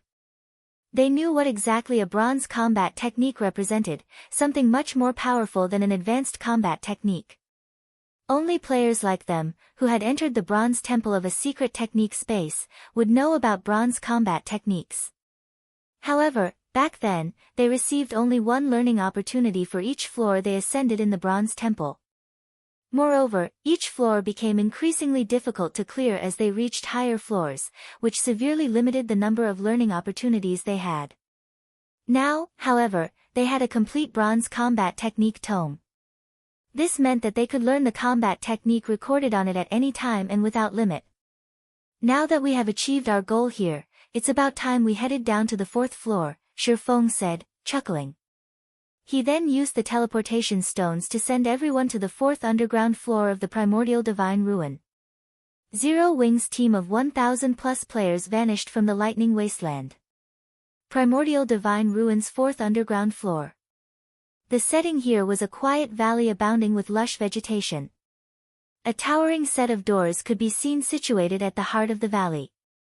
Even if one stood at the summit of the mountains that formed the valley, one could still see this towering set of doors very clearly. Not only were the doors 100 meters in height, but they also sported plenty of divine runes carved on them. The doors radiated a powerful aura that would probably deter ordinary players from approaching them. At this moment, however, a flashy light show could be seen taking place before the massive stone doors. At the same time, sounds of explosions kept echoing throughout the entire valley. In the next moment, a 2-headed, 3-tailed earth dragon, which stood before the stone doors, could be seen letting out a deafening roar. Meanwhile, encircling this earth dragon was a team of 1,000+ experts.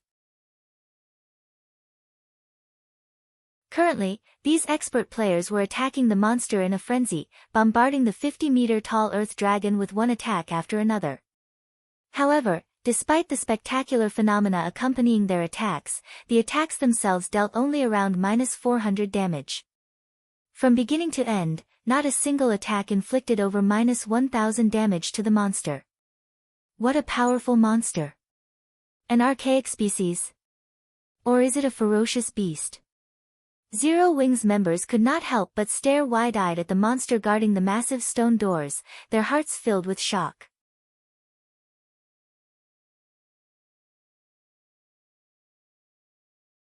Chapter 1662, Edgeless blade. An earth dragon? Feng could not help but be astonished as he looked at the 50-meter-tall monster standing inside the valley. Frostflame two-headed earth dragon, archaic species, inferior dragon, Grand Lord. Level 58.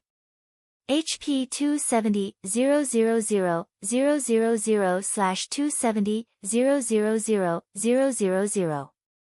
Compared to other archaic species of similar rank and level, the Frostflame two-headed earth dragon was clearly stronger, its HP already rivaled that of mythic monsters of the same level.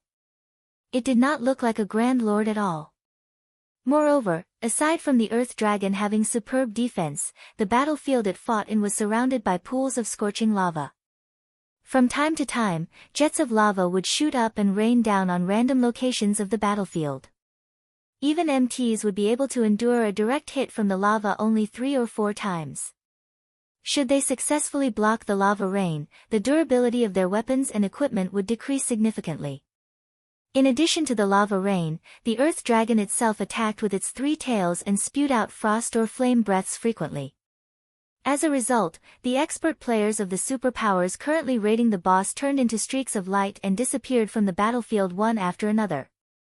In less than 10 minutes, the team made up of 1,000+ experts was annihilated. By the time the battle was over, the entire area before the massive stone doors had transformed into a world of flames and frost, the scene both mesmerizing and shocking.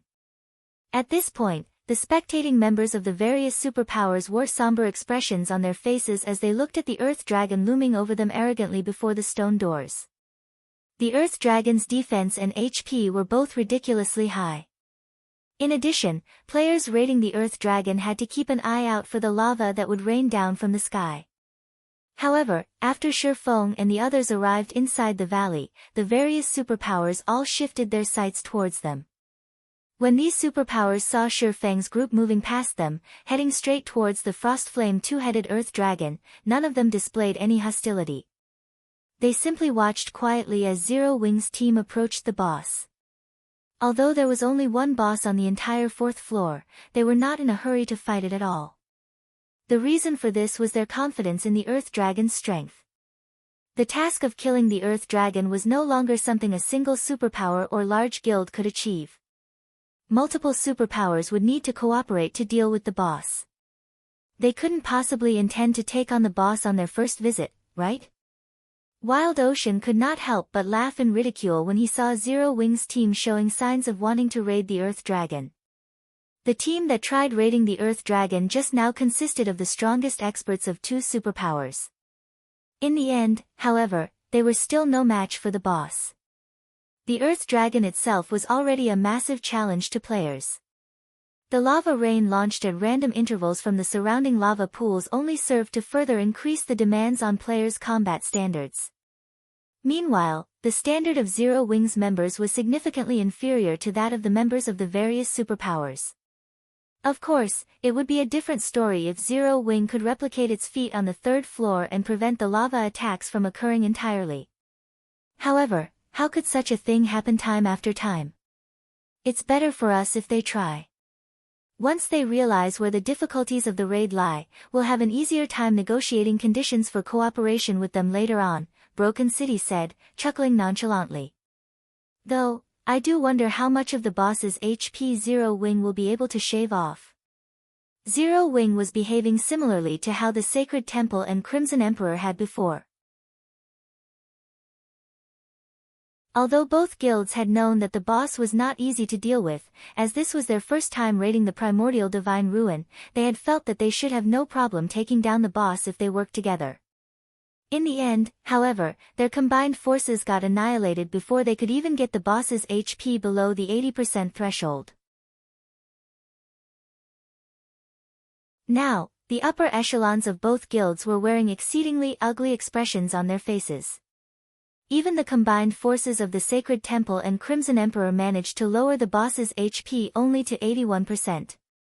I'm guessing Zero Wing will have trouble taking away even 5% of the boss's HP. Just the first 2 lava showers will most likely wipe out over 80% of Zero Wing's members. With the remaining members, they would be fortunate if their overall DPS exceeds the boss's battle recovery, Praying Lotus said, shaking her head in disapproval as she looked at Zero Wing's team.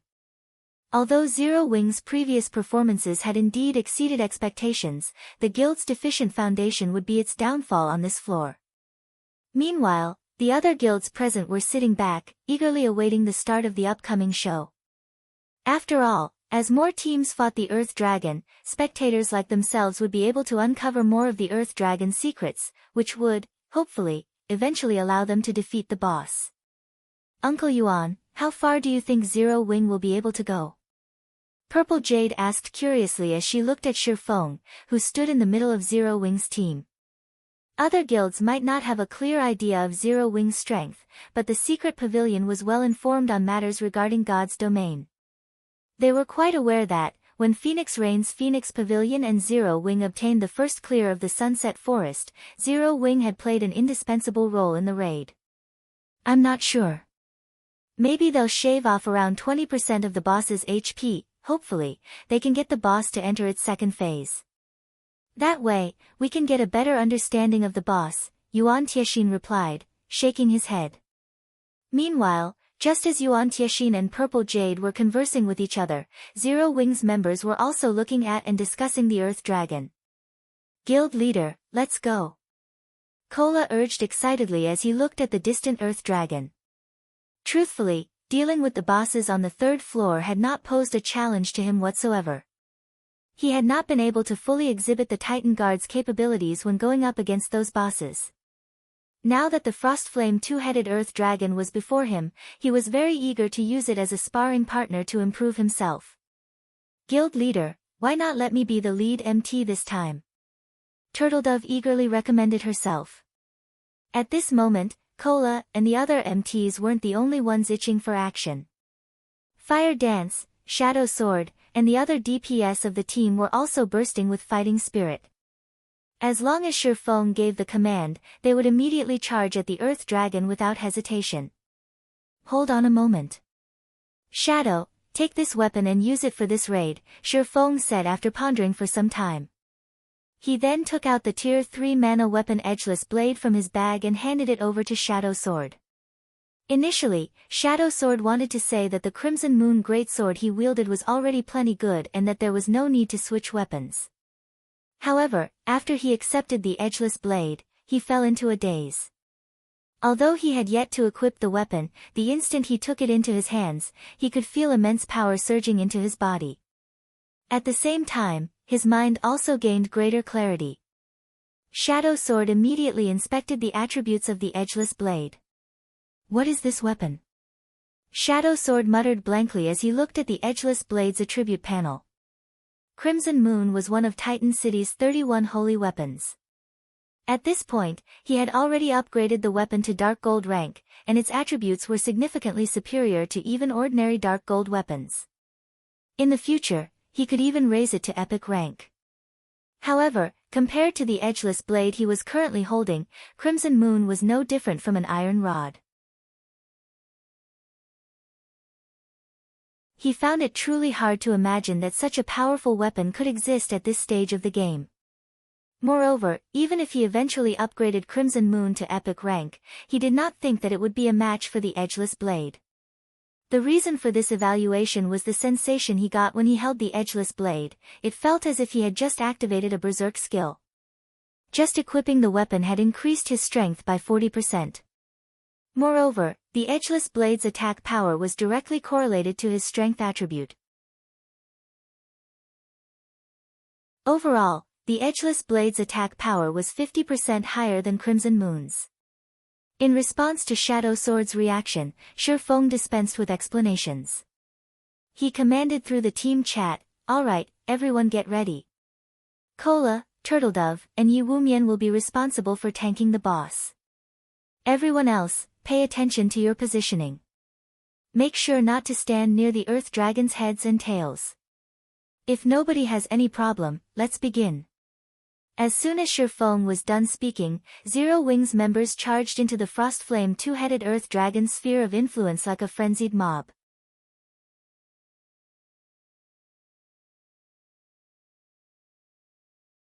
Chapter 1663, Tier 3 Power. Chapter 1663, Tier 3 Power. The Frostflame two-headed Earth Dragon lay before the massive stone doors with all of its eyes shut. As the Earth Dragon breathed, the area before its heads turned into a hell of frost and fire. When Kola, Turtledove, and Yi Wumian got within 300 yards of the Earth Dragon, it stirred. When its two sets of amber eyes fell on the MT trio, it released a deafening roar that echoed throughout the valley. A horrific pressure washed over Zero Wing's approaching members, instilling a sense of dread and turning their movements sluggish. Ha ha ha. They're really doing it.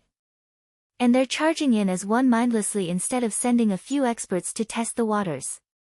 What a bunch of brave fools. Wild Ocean laughed when he saw the ugly expressions that Zero Wing's members wore. He knew just how powerful the Earth Dragon was. After all, he had already fought the boss more than once. One could only understand the Earth Dragon's strength if they had experienced it personally. From what he had learned, he knew that ordinary Grand Lord-ranked archaic species couldn't compare to this Earth Dragon. The boss had even easily overwhelmed a Tier 2 shield warrior like himself. Although the Earth Dragon seemed like a single entity, it should actually be treated as an amalgamation of three. This was because its two heads were capable of acting independently. Although all three tails normally moved in unison, they moved as though they had minds of their own. They could sense and attack targets that the two heads couldn't see. The Earth Dragon also possessed tremendous strength. Even when it was suppressed by a magic array, a single attack forced a Tier 2 metric tons to retreat several steps and take over -20,000 damage. This was after he had executed a technique to deflect most of the attack's power. If he simply blocked the Earth Dragon's attacks normally, he would take over -30,000 damage from its normal attacks. If he were careless for even a moment, the Earth Dragon would kill him instantly. Even without the constant threat of the lava showers, the Earth Dragon was a daunting foe. The Frostflame two-headed Earth Dragon was the absolute gatekeeper for the Primordial Divine Ruins' fifth underground floor.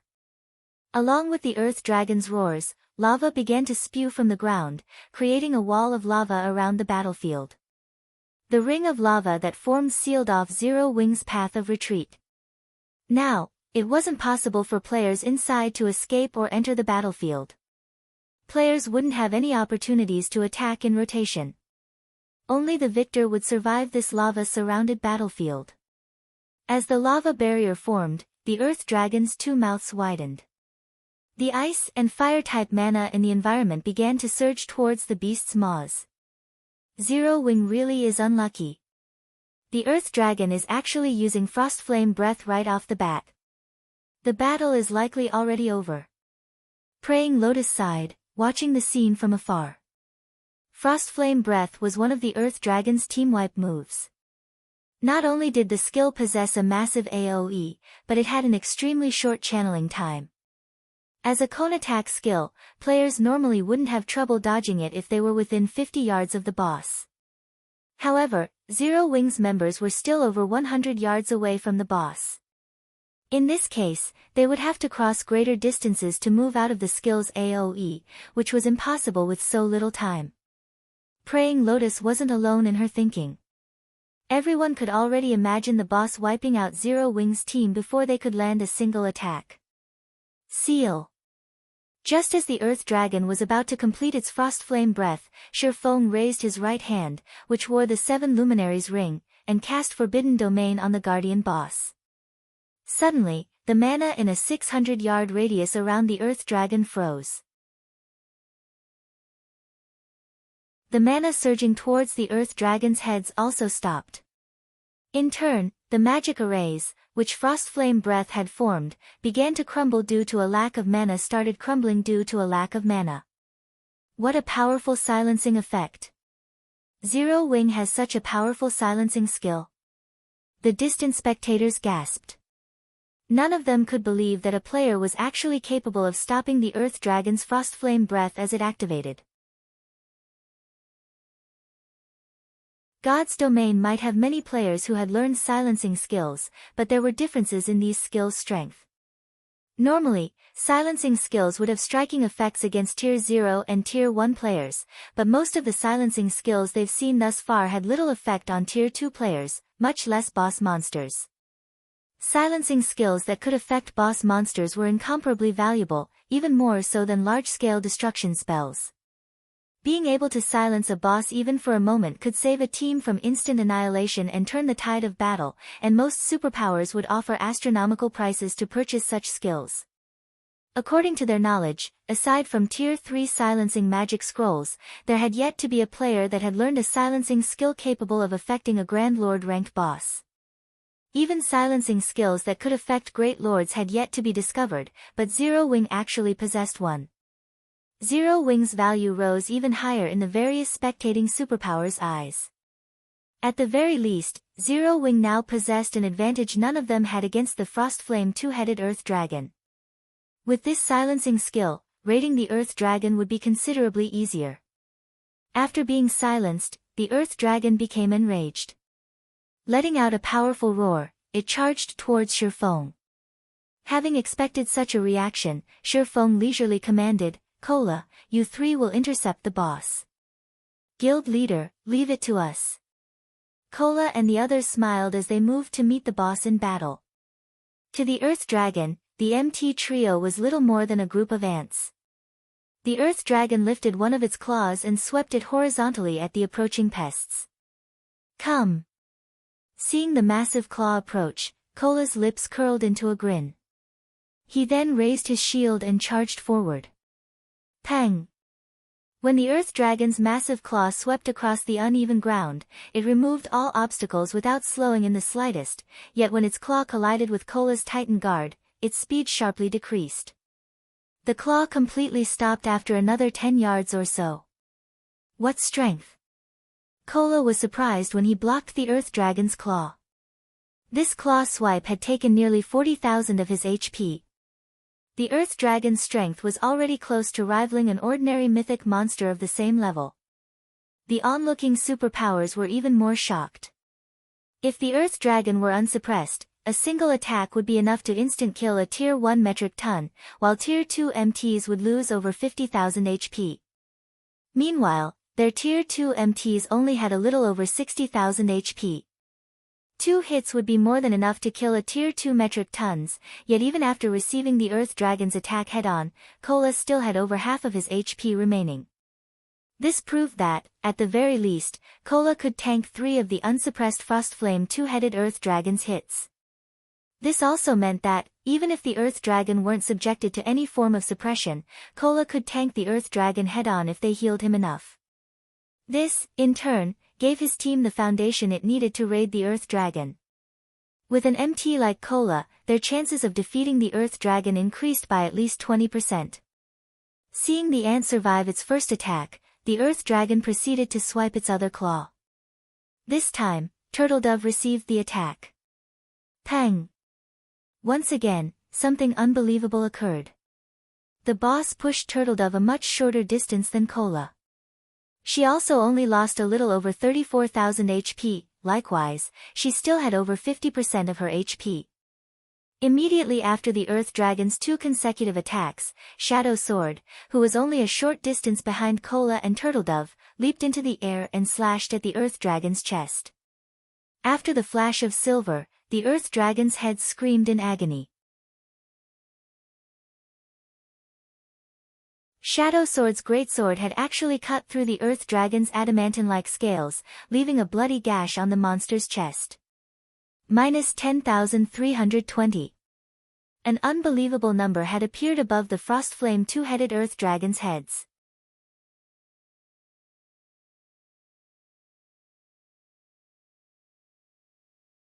Chapter 1664, Frightening Team. Over 10,000 damage. How is that possible?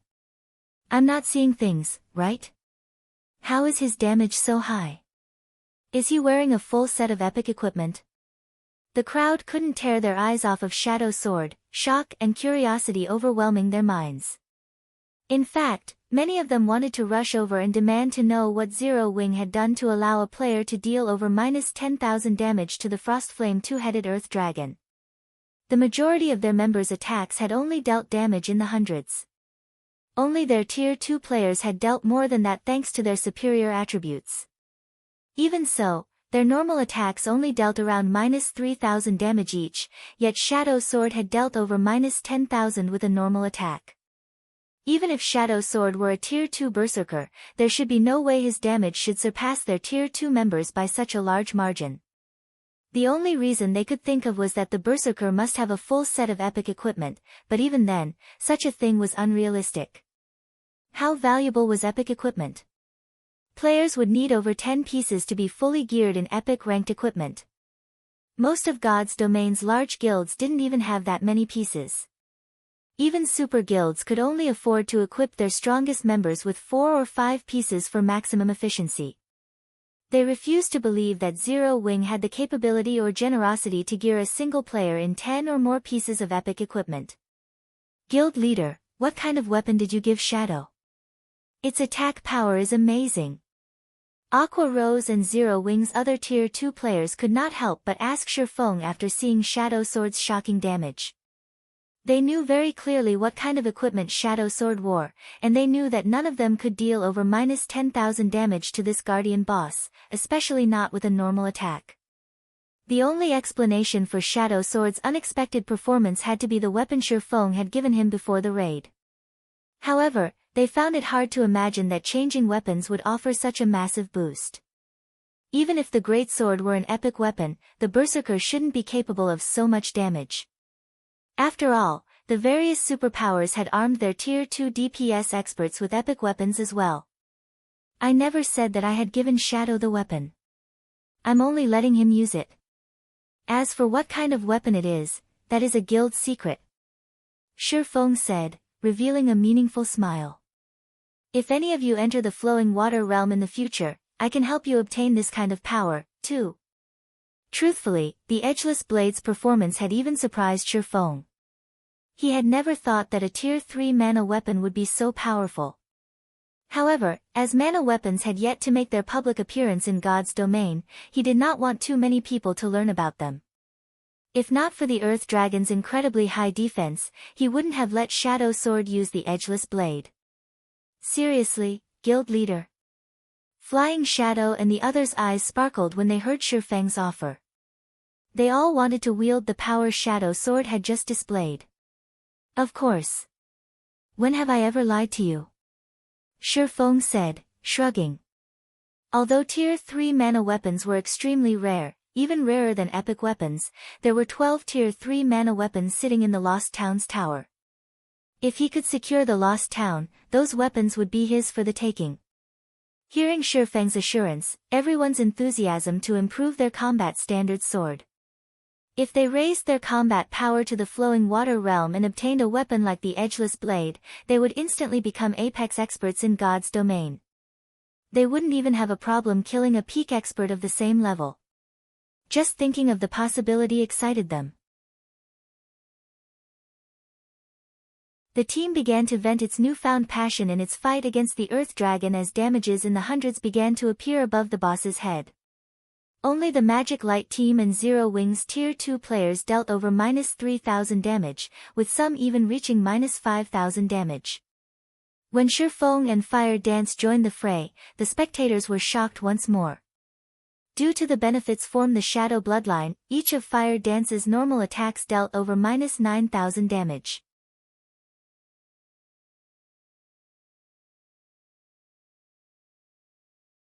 The boss is entering its third phase. Whoever has a berserk skill, use it now. Shifeng hurriedly shouted when he saw the Earth Dragon's HP fall to 30%. Hearing Shifeng's command, Kola and the other MTs activated Power of Darkness, no longer holding back and skyrocketing their attributes. Meanwhile, the Frostflame two-headed Earth Dragon released a deafening roar, and the surrounding ice and fire-type mana concentrated around it.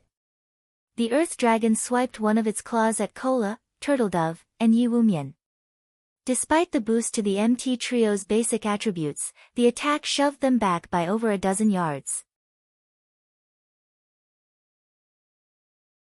They had nearly lost their footing from the devastating impact.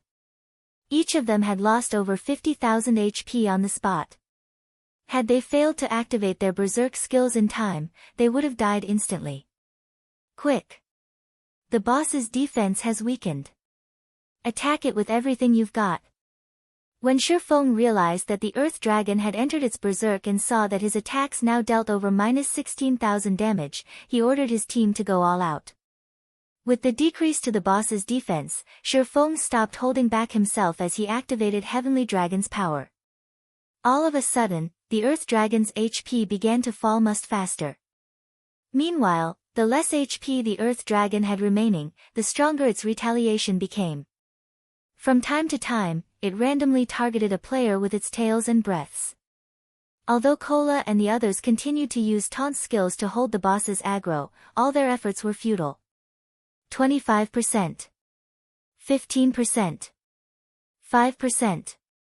When the Earth Dragon only had 3% HP remaining, fewer than 100 Zero Wing members stood on the battlefield. The situation looked dire for Zero Wing.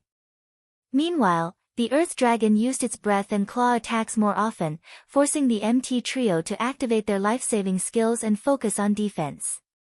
They no longer dared to spare energy to deal damage. Die! Shifeng activated Divine Providence as he charged up to the Earth Dragon. He then activated the Tier 2 Flame Burst and brandished his swords at the Grand Lord. Dazzling sword lights illuminated the battlefield. Every time these lights flashed, a scorch mark would appear on the Earth Dragon's body. Out of the 16 slashes Shifeng had executed, the weakest had dealt over -200,000 damage. In the blink of an eye, he had eliminated the final strand of the boss's HP. The Frostflame two-headed Earth Dragon then unwillingly collapsed to the burned earth.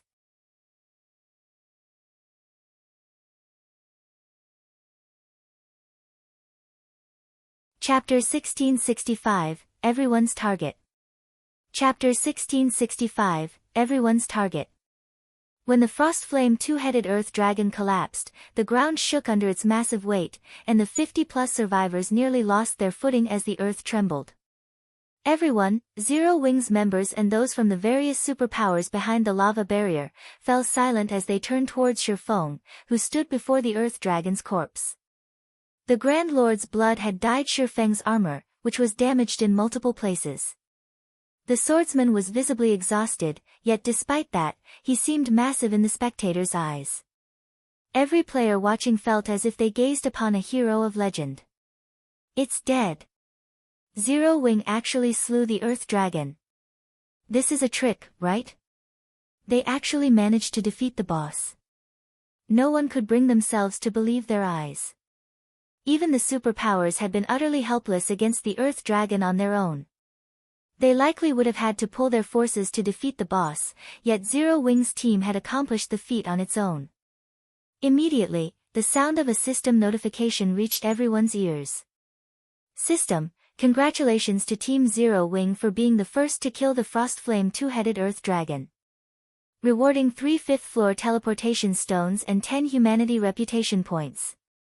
With this system notification, even those who refused to believe that Zero Wing had succeeded had no choice but to accept it as fact.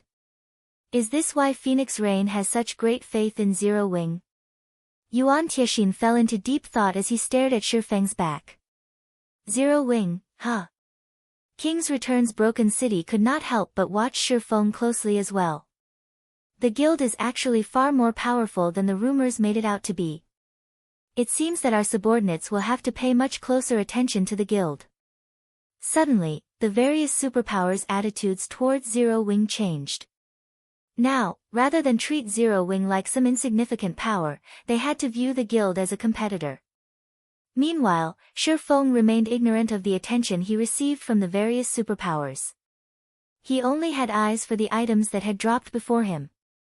Normally, a team would be incredibly lucky if a Grand Lord ranked archaic species dropped several dozen items, yet the Earth Dragon had dropped over 100.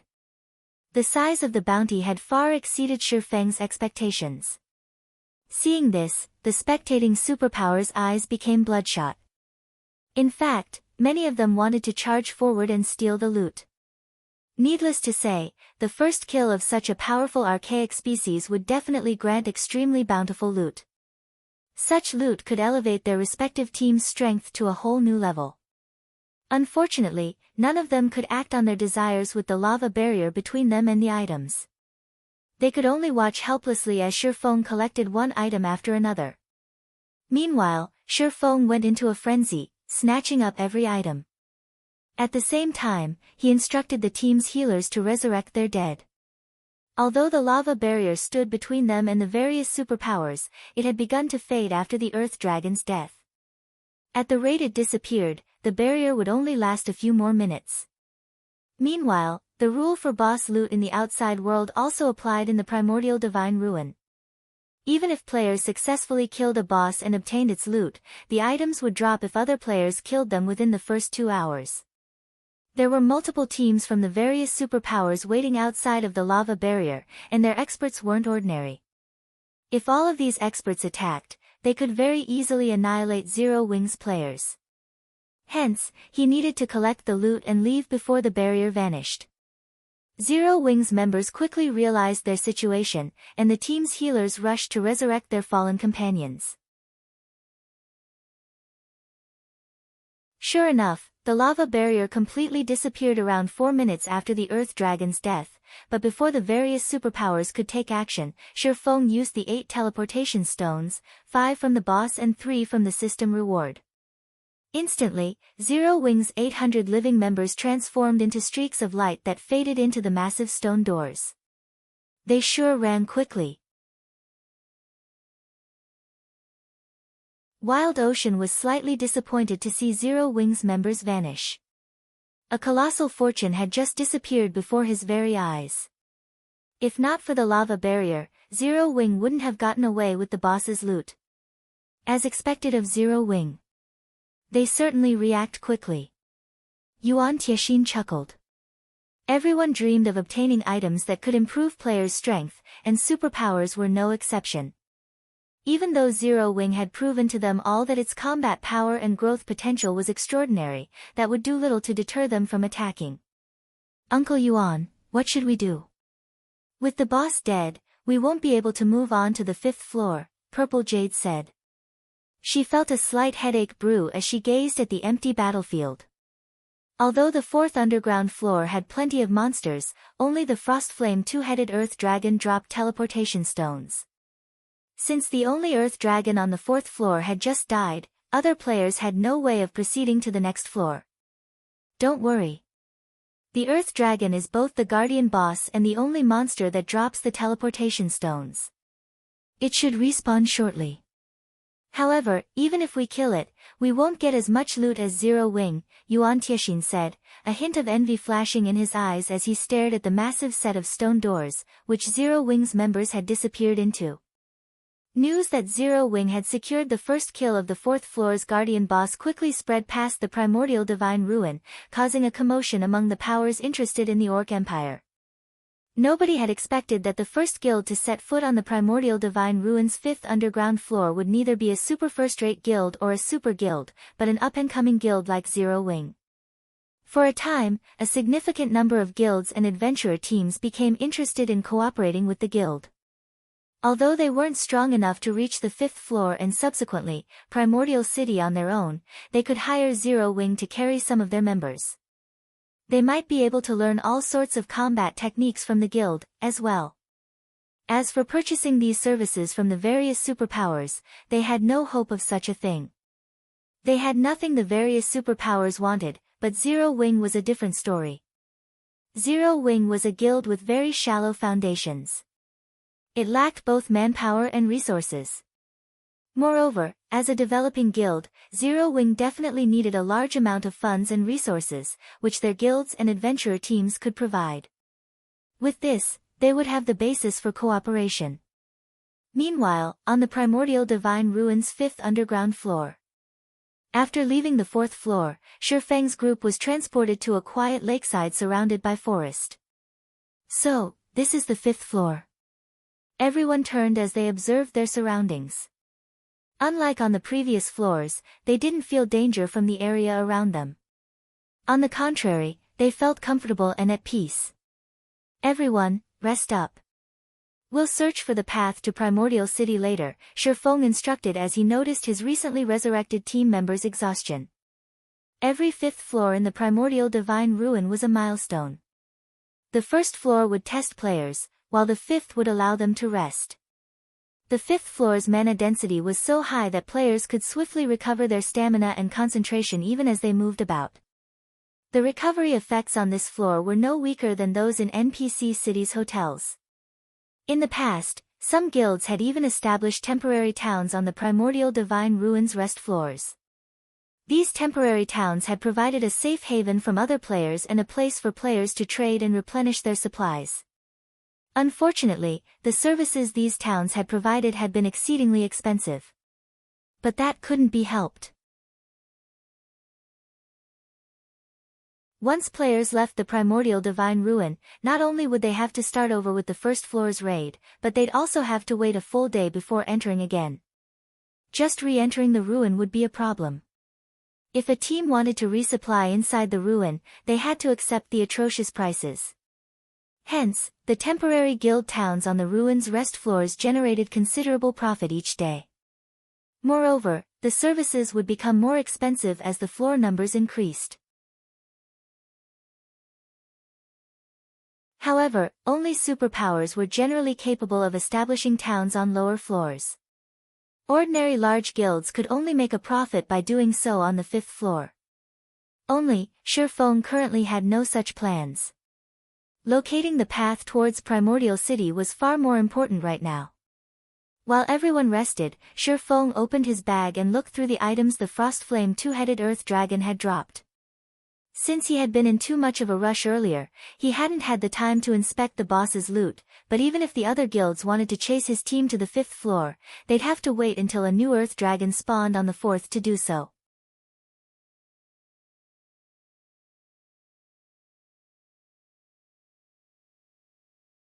Chapter 1666, Insane Loot. Chapter 1666, Insane Loot. The Frostflame two-headed Earth Dragon had dropped over 100 items. Although the majority consisted of materials and magic crystals, 8 weapons and pieces of equipment had dropped. The reward for first kill is quite surprising. Shifeng could not help but grow a little excited after appraising the weapons and equipment. Out of the 8 weapons and equipment, there were 5 pieces of level 50 dark gold equipment and 2 level 50 dark gold weapons, one of which was a dagger, and the other was a one-handed axe. The weapons were top tier even among dark gold weapons, good enough to tempt super guilds' peak experts. Although the various large guilds' experts had already reached level 50, most of them were stuck with level 45 weapons. Take the various superpowers that had entered the Primordial Divine Ruin alongside Zero Wing, for example. Those superpowers refinement realm experts would be fortunate to wield a level 50 fine gold weapon. Unfortunately, most were stuck with level 45 dark gold weapons, which had both lower basic attributes and attack power than level 50 fine gold weapons. Surprisingly, the 5 pieces of dark gold equipment that had dropped were pieces of the Berserker class's Mad Gale set and the Elementalist class's Frostflame set. 2 of the 5 pieces were the Mad Gale set's gloves and boots, and the remaining 3 pieces were the Frostflame's hat, gloves, and boots. Level 50 dark gold set equipment was only inferior to epic equipment. Players could use the equipment until they were level 59 before it would go out of date. Moreover, class-specific set equipment was generally specialized for its class. Take the 6-piece Mad Gale set, for example. Its 2-piece set effect increased the wearer's movement speed and attack speed by 15%, which made up for the Berserker class's lack of speed. The Frostflame set was also a 6-piece set, and its 2-piece set effect increased Elementalist's cast range by 10%. Although the improvement seemed small, a player could easily overwhelm ranged opponents if they took advantage of it properly. If he could complete both sets, he could even fetch 10,000 for them. However, the 7 items were nothing compared to the value of the last piece of equipment. Frostflame Ring, Epic Rank. Level 50, Level 100. Equipment requirement, Strength 500, Agility 400, Intelligence 1000. Strength plus 55, agility plus 42, endurance plus 45, intelligence plus 74, level 50. Ignore levels plus 12. Ice resistance plus 15. Fire resistance plus 15. Additional passive skill dash. Frost Flame Barrier, creates a frost flame barrier around user. As long as the user is standing, the power of all ice and fire type spells increases by 20% and channeling time reduces by 10%. Additional active skill 1 dash. Frost Flame's Descent, manipulate ice and fire type mana to deal 700% fire damage to targets in a 40-yard cone. Targets hit will have their movement speed reduced by 70% for 6 seconds. Cooldown, 3 minutes. Additional active skill 2 dash.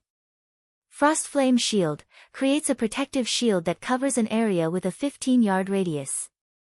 The Frost Flame Shield is immune to all ice and fire type damage. The Frost Flame Shield lasts 20 seconds and can absorb damage equivalent to 300% of user's maximum mana. Cooldown, 10 minutes. Rings and necklaces were extremely rare equipment in God's domain. They were worth at least double that of equipment of the same quality, as well.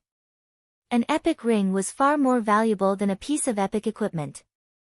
If an elementalist equipped the Frost Flame Ring, their combat power would increase by at least 20%. Moreover, the Frost Flame Ring offered skills that covered both AoE offense and defense. It was a treasure worth tens of thousands of gold.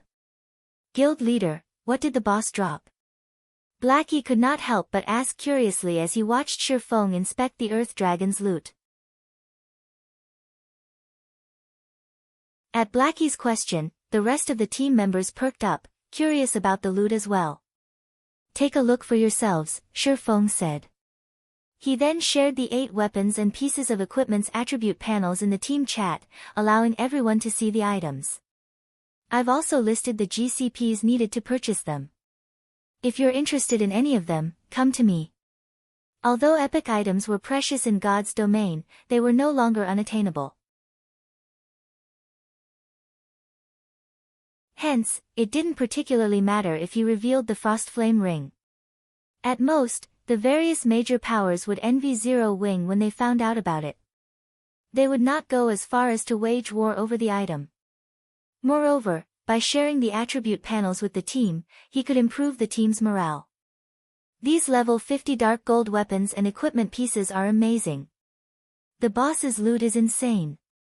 It actually dropped level 50 dark gold set equipment. This ring is godlike. Its attributes alone can rival the attributes on my level 50 fine gold gloves.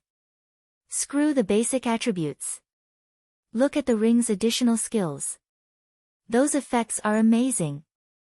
If I had this ring, my DPS would increase by at least 30%. Everyone drooled over the 8 items. Any one of these items would easily rank among a super guild's most precious treasures. Not even super guild's upper echelons wielded such items, yet Shifeng had made them available for purchase in the Zero Wing. The only problem was the items' price tags. Each one of the 2 level 50 dark gold weapons cost 500,000 GCP, which was the equivalent of 1,000 gold outside of the guild. Although it was incredibly cheap if purchased with coins, it was a different story if players purchased them with GCPs. GCPs were, after all, far more difficult to acquire. The Frost Flame Ring, however, cost 4 million GCPs, the equivalent of 8,000 gold. At this point, no one in the guild had that many GCPs. However, since Shifeng didn't want the ring to go to waste, he lent it to Alluring Summer, who was a Tier 2 elementalist. I'm definitely not going to face Summer in PvP. The Frost Flame Ring's skills are game-breaking, Cola said as he watched Alluring Summer equip the Frost Flame Ring. As a Tier 2 elementalist, Alluring Summer was already a mobile defense turret. If she focused on a single target, even a Tier 2 metric tons of the same level would fall quickly under her attacks. With the assistance of the Frost Flame Ring, Alluring Summer's firepower would rise to a whole new level.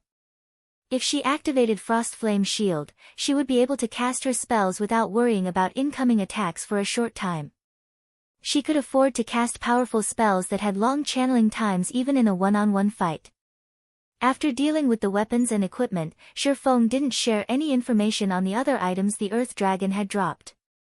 Weapons and equipment would only boost the strength of an individual player, but it was a different story for the two forging designs the Guardian boss had dropped.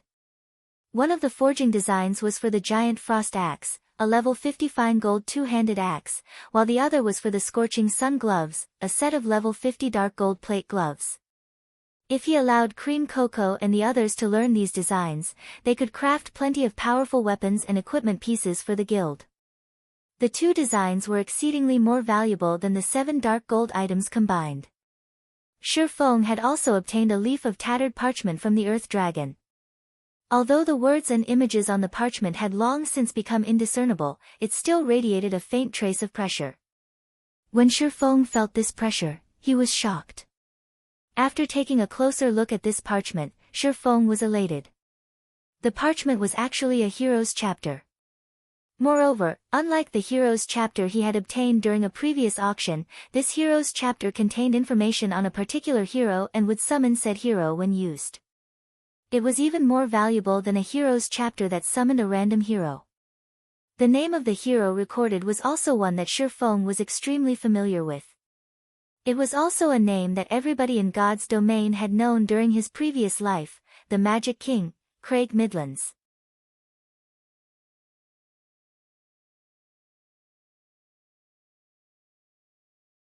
Chapter 1667, Magic King. The fact that the Earth Dragon had dropped a hero's chapter, let alone a hero chapter for Craig Midlands, had truly surprised Shifeng. In God's domain, there were 32 heroes that could only be summoned with specific heroes' chapters. They were also the strongest heroes players could summon using the heroes' chapters. In the past, these 32 heroes had been known as the 32 Pillars. Based on historical records, every one of these 32 heroes had cleared the complete God's trial and gained the ancient God's recognition. If nurtured properly, any one of these 32 pillars could easily become the guardian of an entire city. This was because these 32 heroes had the potential to reach level 200, tier 5 at the very minimum. Moreover, because they were heroes, their basic attributes were higher than players of the same level and tier. When players nurtured these heroes to their peaks, only tier 6 god-ranked players had any chance against them. Among the 32 pillars, the Magic King, Craig Midlands, ranked 17th. He had been a famous NPC in God's domain who had mastered the 6 major elements. No ordinary tier 5 NPC could compare to his strength. Craig Midlands had once fended off a siege that included 20 tier 5 players and successfully protected the city he had been tasked to guard. He had even killed 11 of the tier 5 experts. The hero's display had been so impressive that it had even stupefied the guild that had nurtured and summoned him. Nobody had expected the Magic King to be that powerful. Normally, even a tier 5 NPC would fall if 20 tier 5 players ganged up on him, yet the Magic King had resisted and won. However, Craig's victory over the team of tier 5 players was not what that shocked the world the most. Rather, players had been astounded by the spells he had used. With his mastery over 6 major elements, not only did his attacks carry great destructive power, but his attack methods were also varied and complex. His attacks had basically no weaknesses. If a tier 5 player had tried to face him one-on-one, they would have been beaten to a pulp. Moreover, for every element Craig Midlands grasped, he could create one elemental doppelganger. Although each doppelganger only had 80% of Craig's attributes, they were far stronger than players of the same level and tier. In other words, trying to fight Craig Midlands was on par with fighting 7 tier 5 NPCs. With this, I'll have a capable protector for Zero Wing City. Shifeng clearly remembered that the guild that had acquired the Magic King, Craig Midlands in his previous life had only been a first-rate guild. Naturally, the guild had used Craig to protect its main city, and due to the NPC's presence, not even super first-rate and super guilds had dared to strike that city. If he used Craig to protect Zero Wing City, the city's defensibility would rise to an entirely new level. Shortly after Shifeng and the other Zero Wing members began their rest on the 5th floor, Melancholic Smile contacted him. "Guild leader, what did you do in the Primordial Divine Ruin?" Many large guilds have come to Candlelight to negotiate cooperation, Melancholic Smile asked inquisitively. As many as 8 first-rate guilds had approached Candlelight, seeking cooperation, not to mention the second- and third-rate guilds. Watching these guilds' upper echelons enter White River City's Candlelight trading firm with their entourages has been spectacular. The scene had also caused a huge commotion throughout the city. For a moment, she had even thought that these guilds had intended to attack the trading firm. "It's nothing. We just got to the ruins' 5th floor before the other guilds," Shifeng said, chuckling. "What kind of cooperation are they looking for?" "They're asking to purchase some of our guild's basic combat techniques and opportunities to learn advanced combat techniques."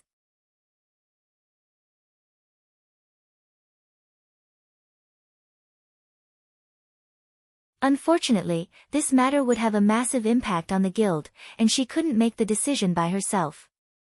Their ideas sound quite solid. Shifeng began to ruminate on the matter. A moment later, he said, "All right, we will agree to their conditions. However, they can only offer payment with magic crystals. Moreover, we will only sell the opportunity to learn basic combat techniques. Each learning opportunity will cost 1,000 magic crystals. This condition isn't limited to these guilds either, it will stand for all players. As for the guild's other requests, refuse them." Due to the appearance of the Primordial Divine Ruin, basic combat techniques had become more commonplace in God's domain. Even so, pitifully few first-rate guilds had secured any techniques from the ruin. The other guilds couldn't even make it inside. However, as players unlocked more of the Primordial Divine Ruin, the number of players allowed inside would increase.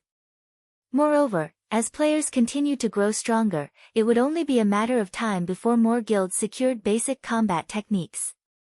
Rather than wait for such a future, it'd be better if Zero Wing took advantage of the current situation and sold learning opportunities, making a fortune. In fact, many large guilds had openly sold learning opportunities for basic combat techniques in the past. He simply executed this business strategy ahead of time. In any case, he had obtained 3 basic combat techniques on his way to the 5th underground floor, with 2 from the Earth Dragon. As for the advanced combat techniques, there was no way he'd sell them. Both in his previous life and in this one, advanced combat techniques were a guild's core secret. While basic combat techniques helped players build a solid foundation, they did very little to improve players' combat standards. Only advanced combat techniques had a considerable effect on players' combat standards. 1,000 crystals per chance. Isn't that price a little too high? Melancholic Smile asked awkwardly. Currently, magic crystals sold for 30 silver each on the market, thus, 1,000 magic crystals were worth 300 gold. However, while the various guilds might accept a price of 300 gold, that wouldn't necessarily be the case for 1,000 magic crystals. Every large guild desperately needed magic crystals right now, and players wouldn't necessarily learn a combat technique in its entirety on the first attempt. It's fine. Just tell them. Whether or not they accept our price is up to them. Nobody's forcing them to learn our combat techniques, Shifeng said, chuckling. Although basic combat techniques were the weakest of the bunch, they weren't easily found. Players could not obtain one just because they wanted to. Despite the Primordial Divine Ruin activating some time ago, only a small number of basic combat techniques had dropped thus far.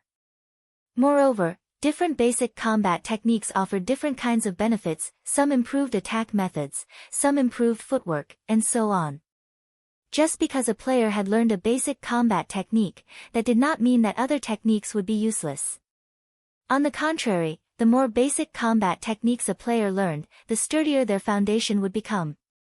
With a strong foundation, players would have a much easier time learning advanced combat techniques. In fact, players may even be able to create their own basic or advanced combat technique. I'll relay the message to these guilds and announce it to the public, then, Melancholic Smile said. After giving the matter some thought, she saw the logic in Shifeng's decision. Other guilds still treated their basic combat techniques like family heirlooms. Even core members had to pay a significant amount of GCPs to learn the techniques. Since they had approached Zero Wing to purchase its family heirlooms, it was only natural that the guild demand a higher price.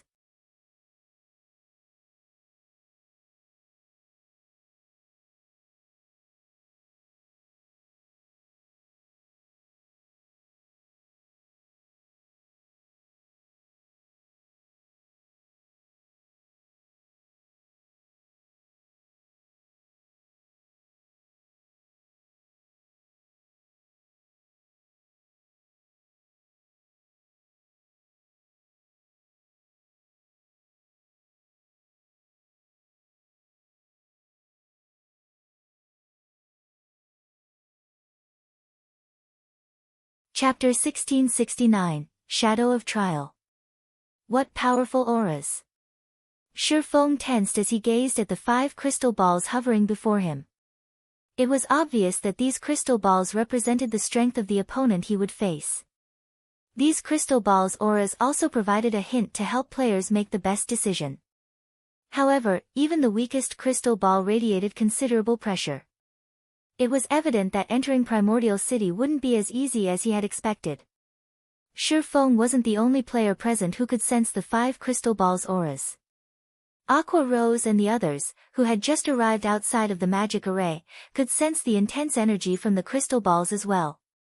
Every crystal ball felt as if it contained some horrific creature. These crystals represent your opponent's strengths. You may choose the one that you think you can defeat, but please remember, you only have 3 chances, Tyrell reminded. 3 chances? After giving the matter some thought, Shifeng proceeded to choose the second strongest crystal ball. Lord Tyrell, I choose this one. Based on the aura of the god rank test, he knew that he had no chance of completing it. In fact, he wasn't even particularly confident of passing the Azura rank test, but since he had 3 chances, he might as well give it a try. If he could clear the Azura rank test, he could earn more contribution points before entering Primordial City, which would save him from having to pick up plenty of troublesome tasks. Azura rank? Tyrell could not help but shake his head as he looked at Shifeng. What a courageous young man you are. However, since you've made your decision, let the test begin. Saying so, Tyrell gestured with his left hand. Suddenly, the Azura-ranked crystal ball shattered, and the shards transformed into 3 clouds of mist. These clouds gradually took on humanoid shapes, and a moment later, 3 creatures, identical to Shifeng, manifested inside the magic array. Meanwhile, aside from their names, Shadow of Trial, the system revealed no information about them. 3. The corners of Shifeng's mouth twitched slightly. Although he could not see the Shadows of Trial's basic attributes, he clearly sensed that they were higher than his. Aqua Rose and the others, who watched from outside of the magic array, gasped when they saw the 3 Shadows of Trial. Each of the shadows felt like a great lord. No, to be more precise, the shadows' auras were stronger than any of the great lords they had faced. It would not be a stretch to call them grand lords. To pass the test, you simply need to land 10 hits on each of them. I must warn you, they know everything you know. Likewise, if they hit you 10 times, you will be eliminated, Tyrell said. After Tyrell explained the rules, the 3 Shadows of Trial revealed human-like sneers. Suddenly, they vanished, leaving afterimages as they charged at Shifeng. So fast. The watching crowd was shocked. The shadows had moved so quickly that all they had seen was faint afterimages. Moreover, unlike ordinary monsters, the Shadows of Trial commanded extremely high intellect. Their fighting style wouldn't be monotonous. Moreover, all 3 shadows coordinated perfectly, each striking at Shifeng from different directions. As soon as the shadows appeared around Shifeng, each launched a different attack. Illusory Shadow. Purgatory Pentaslash. Shadow Blade. The Shadows of Trial's attacks sealed off Shifeng's escape paths. To make matters worse, the illusory shadow attacks couldn't be blocked. Crap. Shifeng paled as he realized his situation. Not even he dared to receive all 3 skill attacks head-on. If he tried to, he would undoubtedly end up dead in the blink of an eye. Just before the attacks landed, Shifeng activated divine steps, and 10 doppelgangers split from his body.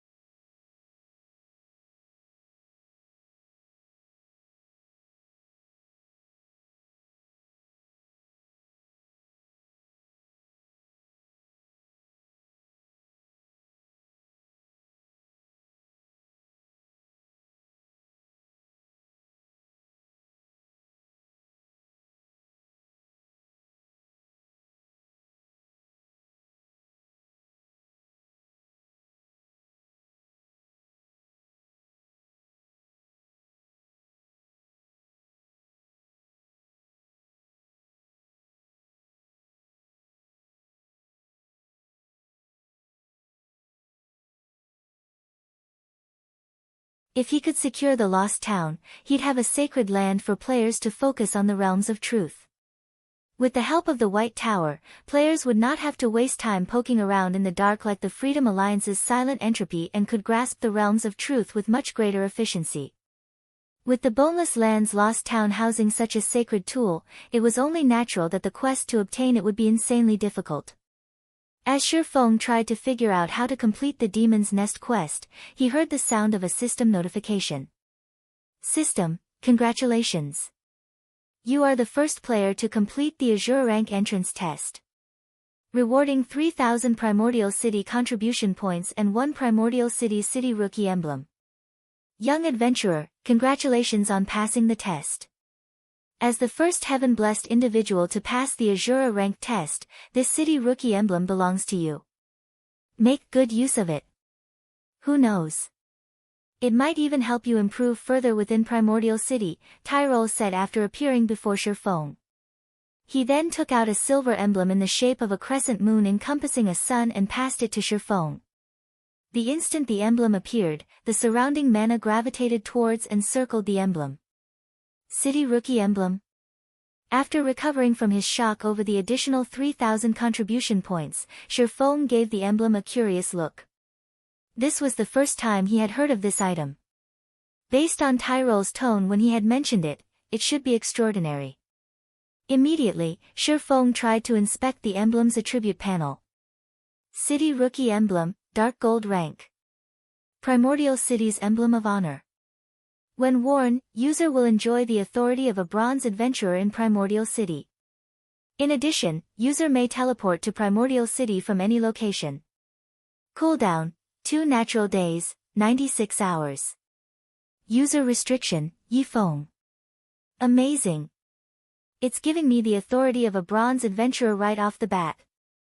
No wonder why he told me to make good use of it. Shifeng was ecstatic as he gazed at the city rookie emblem. At this point, the term, Bronze Adventurer was still foreign to God's Domain's players. This was because the title was unique to Primordial City. Bronze Adventurers in Primordial City were the equivalent of nobles in NPC cities. Only, as the ancient gods had specifically created Primordial City for adventurers, noble ranks didn't exist within its walls. Rather, special ranks were granted to adventurers based on their contributions to the city. The available ranks included Common Adventurer, Bronze Adventurer, Silver Adventurer, and Gold Adventurer. Each subsequent rank enjoyed greater authority and treatment in Primordial City than the last. However, it was extremely difficult for players to rise through the ranks as they weren't based on Primordial City contribution points. Instead, they were determined by one's Primordial City honor points. One had to earn 1,000 honor points just to become a Bronze Adventurer. Moreover, players would be fortunate to receive 1 honor point even after completing a high-rank quest in the city. If players wanted to earn more than that per quest, they'd have to complete Primordial City's trial quests, which were exceedingly challenging. Unfortunately, failing to complete the trial resulted in an unusually severe death penalty. In the past, most players had opted for the safe and reliable method of completing high-rank quests to collect honor points rather than challenge Primordial City's trial quests. Because of this, very few players had become Bronze Adventurers, let alone Silver or Gold Adventurers. Even after 10 years in God's domain, Shifeng had never heard of someone becoming a gold adventurer.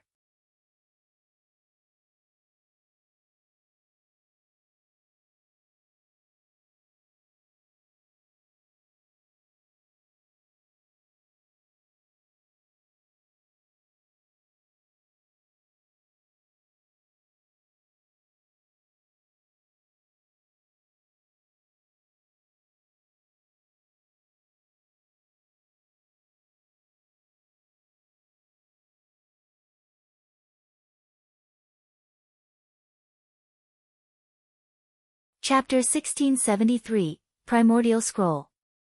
Chapter 1673, Primordial Scroll. Two mechanical puppets at the temple's entrance stopped Shifeng before he could enter the building. This is the 7 Luminaries temple. Unauthorized individuals are not allowed entry. The two mechanical puppets crossed their greatswords before the entrance, preventing Shifeng from proceeding. If any other players saw these mechanical puppets, they would definitely be given a fright. Both mechanical puppets were level 200 mythic monsters. They weren't ordinary mechanical puppets either, but magically enhanced puppets. Not only did they possess extremely high intellect, but they also wielded domains. In other words, they were Tier 4 mythic monsters with domain skills. Even Tier 4 NPCs with domains would not be a match for these magically enhanced puppets. Furthermore, these magically enhanced puppets were only the 7 Luminaries temple's gate attendants. There were much stronger guards within the temple itself. Based on Shifeng's knowledge, not even Tier 6 God-ranked players would dare to act presumptuously in the 7 Luminaries temple without losing their lives. Primordial City was one of the safest cities throughout God's domain. Neither monsters nor players dared to cause trouble here, and those who did were killed without question. Meanwhile, Shifeng wasn't surprised to find these magically enhanced puppets barring his path. The 7 Luminaries Temple was one of Primordial City's core buildings. It was also where players could exchange their contribution points for items. But only players who had become adventurers within the city were allowed inside, everyone else would be stopped at the door. If players wanted to become adventurers here, they had to pick up an adventurer quest from Primordial City's Adventurers Association. After completing their adventurer quest, players would be granted a Primordial City Adventurer emblem. Players would only be considered a common adventurer in the city once they had this emblem, and it would allow them to enjoy some of the benefits the city offered. However, since Shifeng was in a hurry, he hadn't stopped by the Adventurers Association to pick up the adventurer's quest. In response to the crossed greatswords before him, Shifeng took out his city rookie emblem and showed it to the guards, asking, "Can I enter now?" The city rookie emblem granted him the status of a bronze adventurer in Primordial City. Although the status couldn't be upgraded, it was enough for now. If he had free time in the future, he could simply pick up the adventurer quest and obtain the real adventurer emblem. City rookie emblem confirmed. Identity confirmed. You may enter. After the two puppets inspected the city rookie emblem, they relaxed into their original stances and turned their attention away from Shifeng. Seeing this, Shifeng made his way into the 7 Luminaries Temple. The 7 Luminaries Temple's lobby was a beautifully decorated plaza. The scenery was spectacular. It contained areas where people could rest and chat, and it even offered open-air restaurants and bars. The food and beverages sold here were unique to Primordial City and couldn't be removed from the city. But the taste of these items was simply unforgettable. Even players who enjoyed delicious delicacies every day longed to dine here, but very few players could afford to do so. Every item in the 7 Luminaries Temple cost Primordial City contribution points. Neither coins nor magic crystals were accepted as currency. Meanwhile, a single meal here cost at least 100 CPs. Of course, players who consumed the meal would receive benefits that corresponded to the 100 CPs they paid, improving perception and focus. Unfortunately, the effects from a 100 CP meal would only last 2 hours.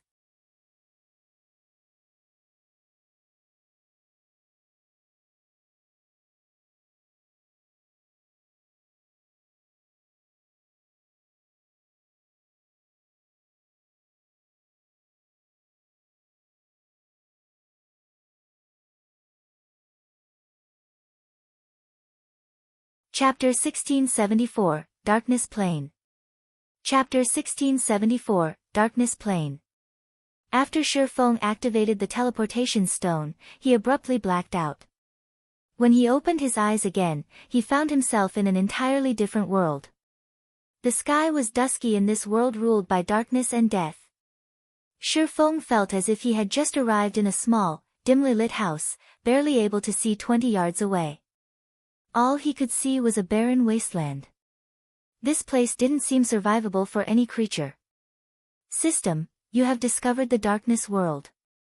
System, since you do not belong to this world, you find this world's power oppressive. All senses weakened by 50%, basic attributes decreased by 30%, and gained EXP decreased by 95%. System, while in the darkness world, you cannot make contact with the outside world.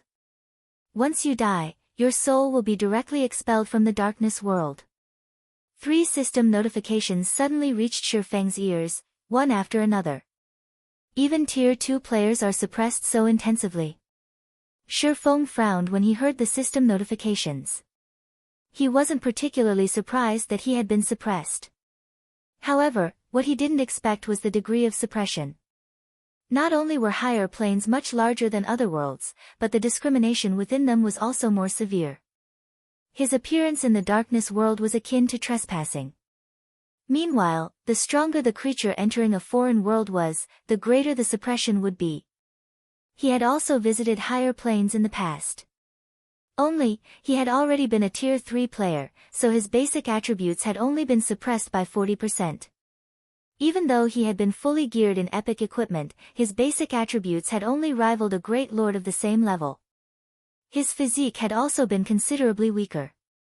He had even had trouble against the various higher planes great lords of the same level. He hadn't expected the suppression on Tier 2 existences to be so severe. Tier 2 existences stood at the very bottom of the power hierarchy in higher planes. Even at the same level and tier, the higher planes monsters were much stronger than monsters on the God's Domain continent. This was because their life ratings were much higher than ordinary monsters, as were their combat standards. On the continent of God's Domain, dragons were creatures of legend, but in the higher planes, monsters with life ratings to rival dragons were everywhere. Hence, before reaching a certain strength, players had an exceedingly low survival chance in a higher plane. Even though it was common knowledge that higher planes offered plenty of high rank and precious resources that were rare or non-existent on God's Domain's continent, the various superpowers in Shifeng's previous life hadn't casually explored these higher planes. Aside from the world's oppression and its monster's strength, the environment was the greatest difference between the higher planes and the continent of God's Domain. Take the darkness plane, for example. Upon arriving in this world, Shifeng had felt his body become considerably heavier than before. It felt as if the area's gravitational force had increased by 3 or 4 times. Moreover, the environment's power of darkness continuously corroded his body. Without extremely high darkness resistance, the ambient power of darkness would slay players even if they stood in place and did nothing. Not daring to waste time, Shifeng took out the Bible of Darkness and summoned a Tier 3 demon. In response, a demon in crimson scale armor, wielding a great sword, appeared before its summoner. Blood Demon, demonic creature, Tier 3 demon. Level 80. HP 34,000/34,000,000. Demons were considered dark creatures in God's Domain, so in the darkness world, they wouldn't be oppressed. Moreover, thanks to the Bible of Darkness's demon ruler skill, the blood demon had grown stronger. This was why Shifeng had boldly visited the darkness plane.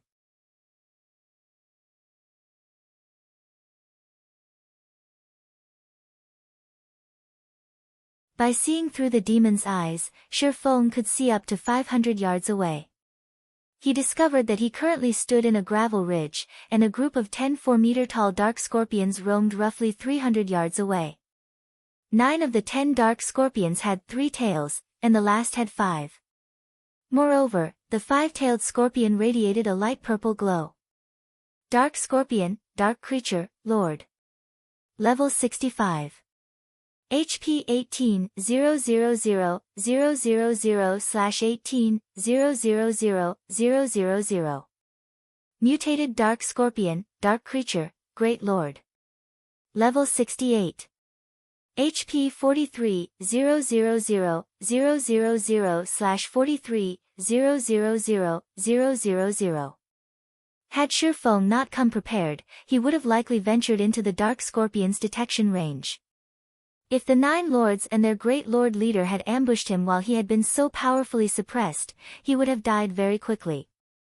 Fortunately, the teleportation stones that transferred players to the higher planes generally sent said players to level-appropriate areas. Even so, if he sent the Blood Demon to attack the group of Dark Scorpions by itself, the demon would definitely lose that battle. The mutated Dark Scorpion's strength alone could rival the Blood Demon's. As a higher plane creature, the mutated Dark Scorpion had a considerably higher life rating, after all. Furthermore, it had the support of 9 Lord-ranked Dark Scorpions to surround and annihilate the Blood Demon. However, Shifeng had no intentions of circling past the group. He then took out a Primordial Scroll and activated it. As the Primordial Scroll activated, a 4-meter-tall elderly man appeared before him. The old man was semi-transparent and wielded a cane. Not bad. I actually got a great druid. Shifeng was quite satisfied when he saw the old man. Primordial Heroic Spirit, Hero, Great Druid. Level 75. HP 15-000-000/15-000-000. Although the Primordial Soul summoned a random Heroic Spirit, all summoned Heroic Spirits were Tier 3. Unlike ordinary NPCs, Heroic Spirits wouldn't be oppressed in foreign worlds. In addition, they commanded plenty of Tier 3 spells and skills. They were the perfect support for players when grinding in higher planes. Any team that intended to grind in a higher plane would always purchase Primordial Scrolls before doing so. After summoning the Heroic Spirit, Shifeng had the Great Druid cast a series of Tier 3 support spells. Tier 3 Spell Forest's Protection increases the defense and basic attributes of all allies by 20% for 30 minutes. Does not stack with other attribute-increasing spells. Tier 3 Spell Nature's Blessing, all resistances plus 80, 15% damage reduction, and a 15% increase to stamina for 30 minutes. Tier 3 Spell Thorny Vines, protect a specified target with magical vines for 10 minutes. Anyone who attacks said target will receive damage from the magical vines. When the 3 support spells affected the Blood Demon's attributes rose by a large margin. Following which, Shifeng controlled the Blood Demon and charged towards the Dark Scorpion group. When the Blood Demon was less than 200 yards away from the Dark Scorpions, it caught the monster's attention. Responding, the Dark Scorpions lashed their tails and hissed threateningly. Not waiting for the Dark Scorpions to attack, Shifeng used the Tier 3 spell, Blood Sanction. Immediately, 50+ blades of blood flew at the 10 Dark Scorpions with lightning speed. Even if Shifeng were at his peak and activated a Berserk skill, he would have trouble blocking all 50+ blood blades. He would have to dodge or activate a life-saving skill to avoid taking a hit. As the blood blades were about to reach the Dark Scorpions, the latter's tails blurred. Dang! Dang! Dang! A series of dazzling sparks lit up the gloomy environment. The 9 Lord-ranked Dark Scorpions had successfully struck down over 80% of the blood blades, while the weapons that had found their mark had only dealt a little over -30,000 damage.